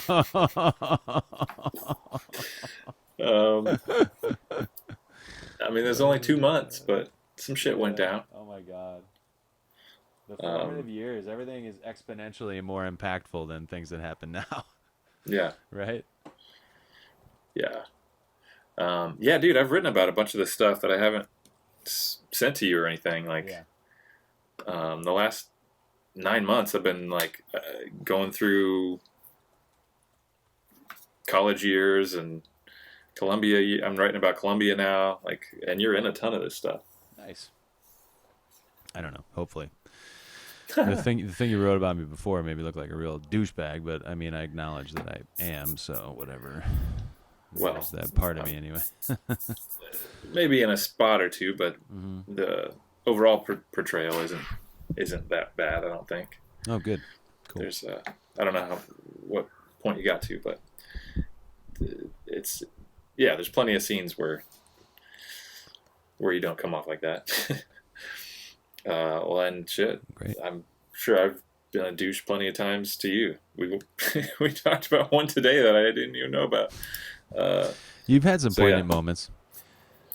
Yeah. But the thing is like when you called me naive, for example, you probably don't remember that. When was that? I was 18 and you were 19. Jesus Christ. Yeah. In the dorms? No, I was sitting in front of the diner in downtown Macomb. Like that's how poignant of a memory it was. It just like fucked me up for my life, dude. But what were we doing? Well, I mean, we were just talking. I mean, it was one of those things. It's like, you said that I don't think you directly called me naive, but you maybe alluded to the fact that I was naive. And you know what I think it was? It was kind of like you're talking about how when I came in, I don't even want to open this can of worms. I have no idea what you're talking about. It's so much, man. Oh, God. Well, I mean, okay, so wait a second. Wait. This is happening in my neighborhood. Can you hear this? No. Are you fucking serious? What the fuck? I'm taking you outside. Is that a marching band? Yeah. It's a marching band. It's a mariachi band that's happening in my house. It's going to happen until 4 a.m. probably. Nice. Can you see this? Can you see the light or anything? Not much. Oh, shit. Let me get this going. Can you see anything? No? No, but I hear, like, percussion. Holy shit, I gotta go out there. This is so sick, man. I live in the hood, I'm telling you. I'm gonna unplug this mic and see if that does anything. Well, you gotta tell me about this naive moment.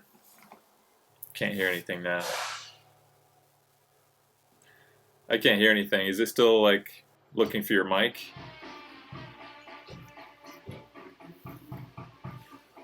How about that? Can you hear that? Yeah, now I can hear it. Alright, I'm going internal speakers. Okay. This is fucking crazy. What is going on out there?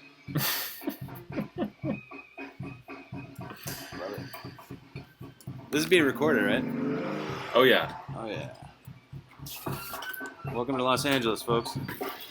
Wow. That's all live music?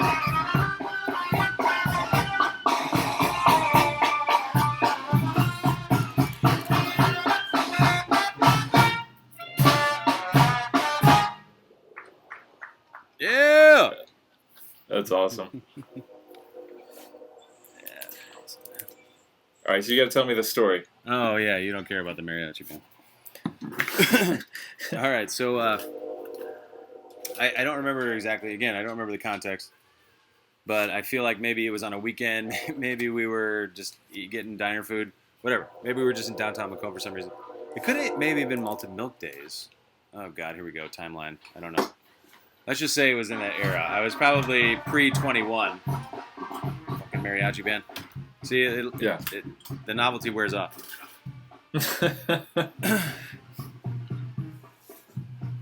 All right, so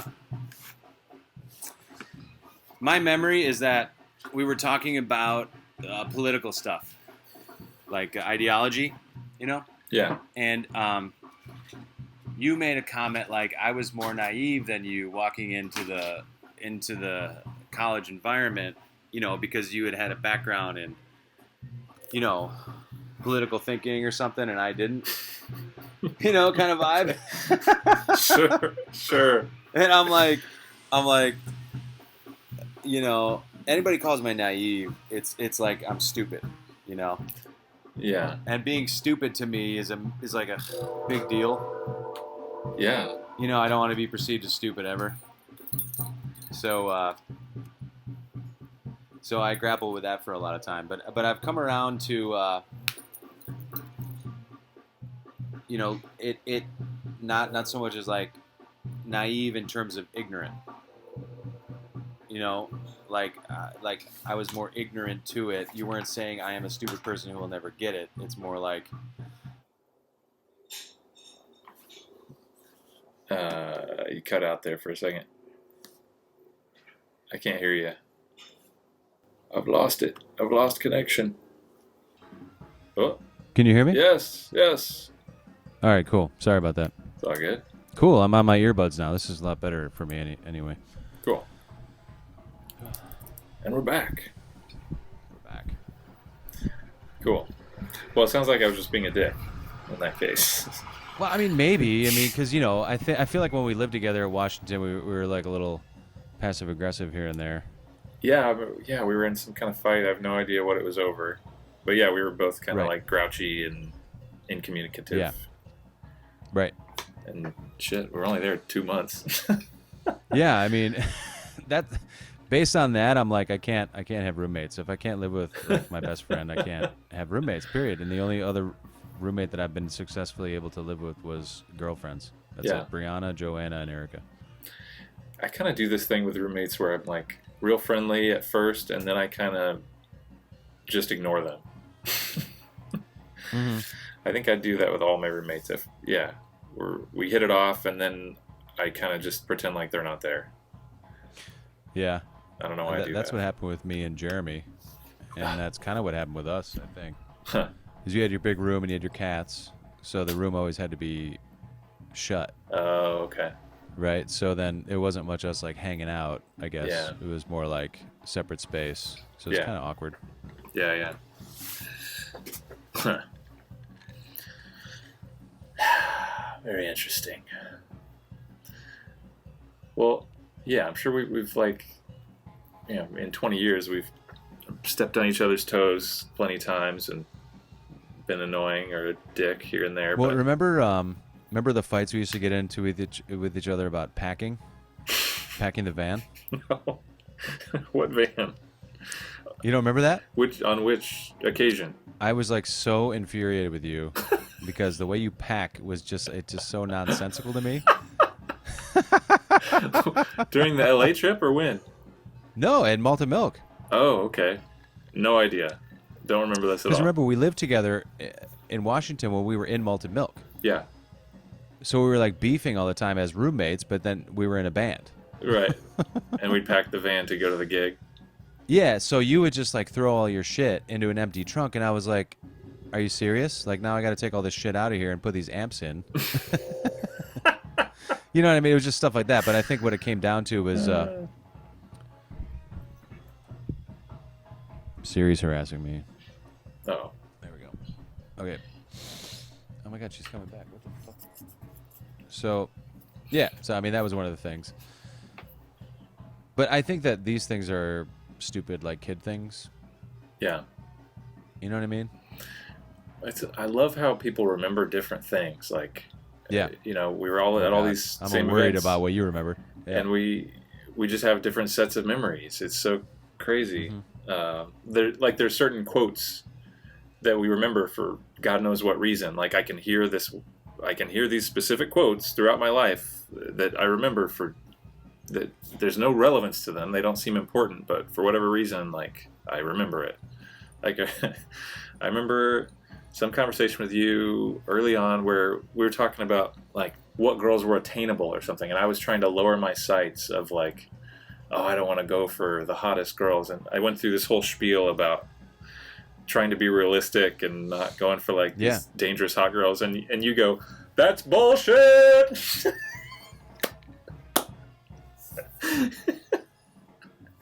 All right.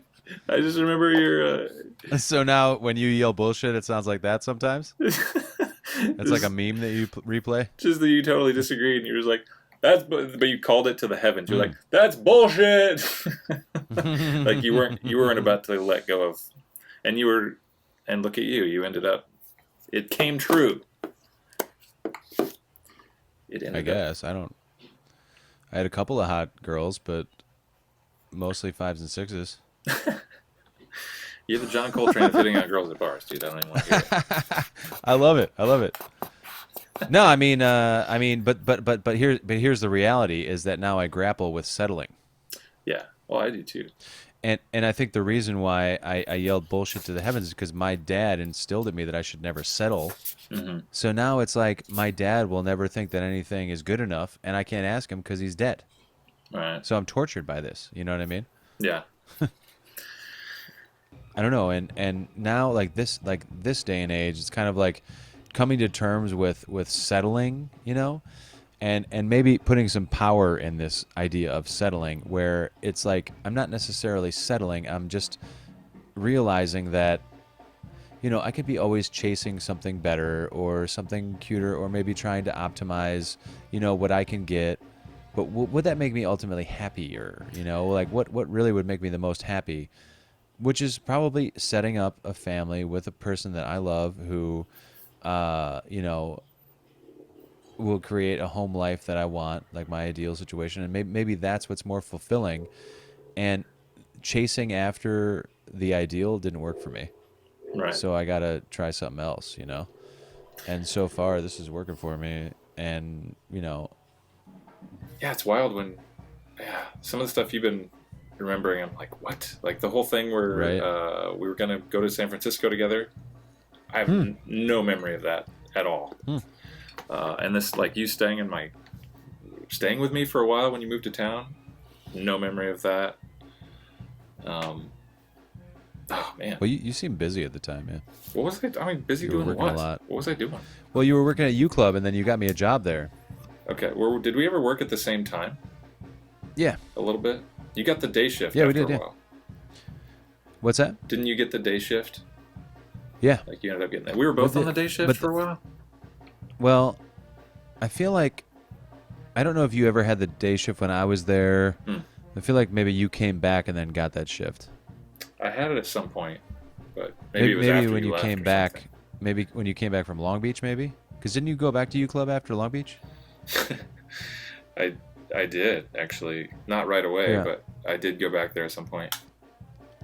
So I'm thinking maybe that's when you had the full-time job. Okay. Because I feel like you were more part-time and you kind of like got me in there. Yeah. And then I wanted stable income, so I just worked my way up to Jimmy's right hand during the day, you know? We'll never be on Jimmy's level, dude. It's never gonna happen. No way. I was never Never. full-time there. Oh, really? Okay. Probably had 25 hours at the most, 25, 30. Yeah, I was just writing about U Club. Yeah. Did you write about Marianne Don't know who that is. from Gilligan's Island? Wait, who worked in the office? No, that was our one celebrity regular. Oh no, I didn't know about that. Wow. She was See, a that's customer? the thing. Yeah, she would come in every once in a while. You know, Marianne, the redhead from Gilligan's Island. Yeah. She's a MU alum. That's funny. No, I don't know about that. I do have a song Something about I U Club, just- though. You do? Yeah. What is it? It's a reggae thing. It's called Bread and Pepper. Because you remember they had Dr. Pepper on tap. And you could just have like bottomless soda and coffee. Okay. But you remember the garlic bread? Yeah. That they would put in the drawer. The garlic bread drawer. The drawer of garlic bread. Yeah. And they would totally, at a certain point the bread would be, like as a dishwasher you learn when the bread, like what time of day the bread would be done, and like you'd smell it and like go over and like get that fresh bread. So the song's is called Bread and Pepper. It's like, yeah, the whole song's about U Club. The bread drawer. I think the bread drawer is going to be added to my bucket list. Dude, that bread. I'm going to have a kegerator and I'm going to have a fresh bread drawer every day, the same amount of bread. And I probably won't eat it for months, but I just want it there. That bread was fucking good, dude. Hell yeah. Like crunchy garlic bread. Yeah. Oh, stop it. I'm hungry. That shit was, when it was hot and fresh, good lord. That pepper. Yeah, that's it. Oh, Bread and I don't know pepper. if you saw, but I put a bunch of new songs, or their old songs, in the shed. I'm going to look right now. So if you look on the song index, they're in there.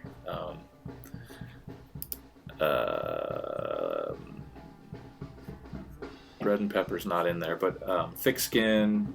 I don't know if you ever heard Thick Skin and Already Gone, but those are Thick skin and already gone. Okay. those two I made. So those I recorded in a studio in Colombia, and Cool. didn't quite finish it. Yeah, those are actually studio recorded tracks that I want to bring back. In my head, all this stuff we've been doing has been leading back up to those two songs because they were songs I wrote later than all these other songs. Oh, cool. I'll check them out then. Yeah. That's great. We could build those out. Yeah. Let's have those be like the two new songs on the board Cool. that we work on. Yeah. Right on. I got Aaron Little playing bass on there. Nice.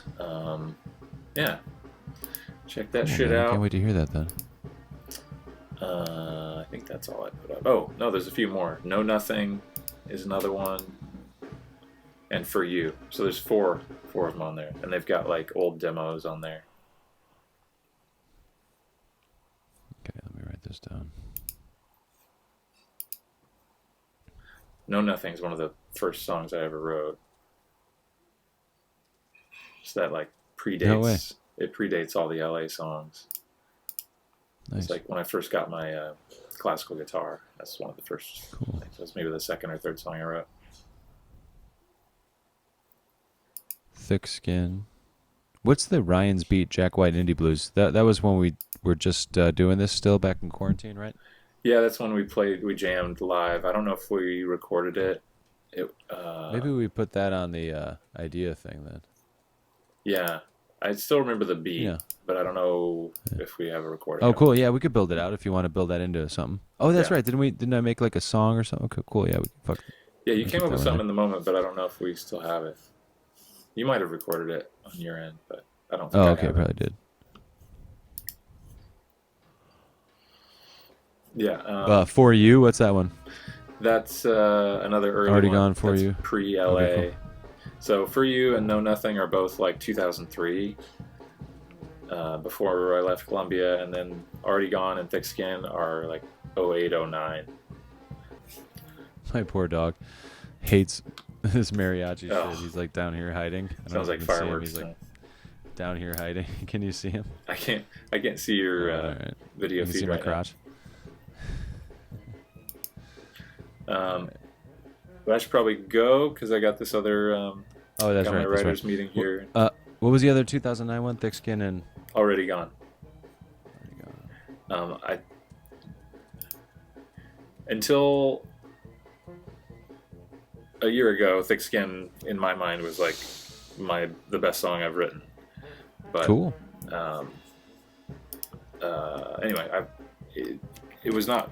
The studio sessions were abandoned, and I tried to make something out of it, but it, just like all this other stuff, it needs to be fleshed out and actually finished. I got to put like a good beat on it, blah blah blah. So it's another like song in progress. Okay. But those have some cool. Well, should we do a recap? Yes. What Wrap have we up learned some today? ideas here. Maybe we could. What have we learned today? Yeah. Yeah. In review. Ryan told Luke he was naive in 2000. Yeah, and I finally got my revenge. Yeah. Go ahead. Recap.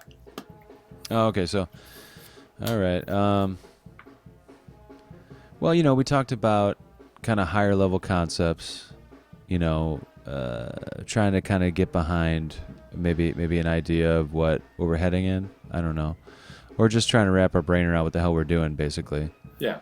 And to me, I feel like the communication lines were open a little bit in terms of this being kind of like a work in progress, like something that is evolving. And I like to think that because the points I was trying to bring across today are like where my head's at, which is like this work in progress. Like, yeah. I lost you for a second. Say that again. Yeah, so the points I was trying to get across today is kind of what I'm thinking is that, I'm enjoying writing with you. We're going to see where this goes. It's a band, right? It's a band. And it's like, we're doing this and we're just kind of still figuring out what this is, basically. Yeah. I don't know, but it's cool. Yeah, exactly.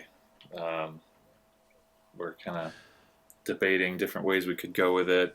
We seem to agree about like basically make stuff that we really like, things that cool people would like, Right. Basically, yeah, writing for our own satisfaction and people that have tastes that we agree with would like, as opposed to just like we want to write a pop song that is like targeted to the market. Like, fuck that. We want something that we would like. Right. Yeah. And I'm not saying I'm targeting these people, but I would like to add to the conversation, Yeah. In a way. Because I respect what those people are doing, I don't really want to fuck on the avant-garde level. That's just like too many years out. It'll be too frustrating for me. No, I'm like maybe they're 15 years ahead of the zeitgeist, maybe 2 years ahead of the zeitgeist. I'm comfortable with that pocket. Yeah. In terms of like forward thinking.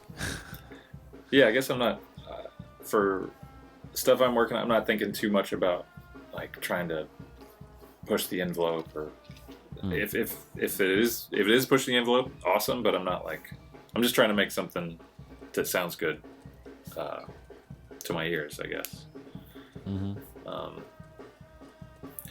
Hopefully it'll be something new, something that That's awesome. You know, I don't know. I don't want to put pressure on it of like, oh, it's good, but it's not pushing the envelope. You know. Right, and so like me, I feel like pushing the zeitgeist is a little bit of the neurosis that people like and myself suffer from. Right. So it's liberating to have you to work with who wants to just create something that sounds appealing to their ears, which ultimately is what I want to do. I want to write something that I want to play and that I'm stoked to play. Yeah. That's why I like Durrrty so much, because it's like, this is cool. Like I would play this for somebody, you know, and that's great. Well, you've been like really enthusiastic about my stuff, about your stuff, like, and it seems like you've been really letting go of that kind of mentality and just like digging in and like this is fun. It sound, you know, fuck it. I'm not worried about it being redundant or whatever. Yeah. Just derivative. Play it. Yeah, derivative. It's fucking play it. It's fun. Simple is good. Yeah. Yeah. Exactly. Tight. Cool. Wish I could have been drinking tonight. Well, we'll sync up one of these days. I guess Yes. that's just adulting for you. Maybe next year. Or next week. Next year. All right. You quitting drinking for a year? Yeah, I'm done in 2021. We'll reform next year. The Rainier. The cumulative compound effect of all that Rainier is just like... That's right. Too much. All right, well, I'm going to do the freaking salsa dancing over here. Yeah, man. Join the party. Can you hear this? Yeah. Yeah, you should This is record a gonna little bit happen. of it. Okay. Yeah. Put it into something. I want them to invite me. Just hang over the fence. I'm serious. That's where I'm at, man. Like, this shit, the fact that I'm not included on it, like, this is real shit, man. Dude, that There's a cowbell. fucking, like, they're fucking 16-year-olds. They're like, their parents are the people that are out there, you know, I think. It's like their first mariachi band. I was in a grunge band, you know, like, Yeah. that's why this neighborhood's the shit, because these assholes are playing in a band. Fuck them. We're gonna practice. When you come into town, we're going live. I'm gonna put the fucking drum set on the lawn. Oh, Fuck hell these yeah. assholes. It's Sunday, right? I mean, it's 8 a.m. on a Sunday. Yeah. That's the kind of neighborhood I need to live in because I'm in a band. Well, I've been telling people, I've been telling a bunch of people, I'm in a band. Me and Luke are in a band. Yeah. Hell yeah, dude. Same. And they're like, oh, hell yeah. So, We're on it. We're doing it. that's right. All right, brother. All right, man. Yeah, I don't mean to hold you up. I will talk to you soon. I'm going to stop this shit. All right. Have a good night.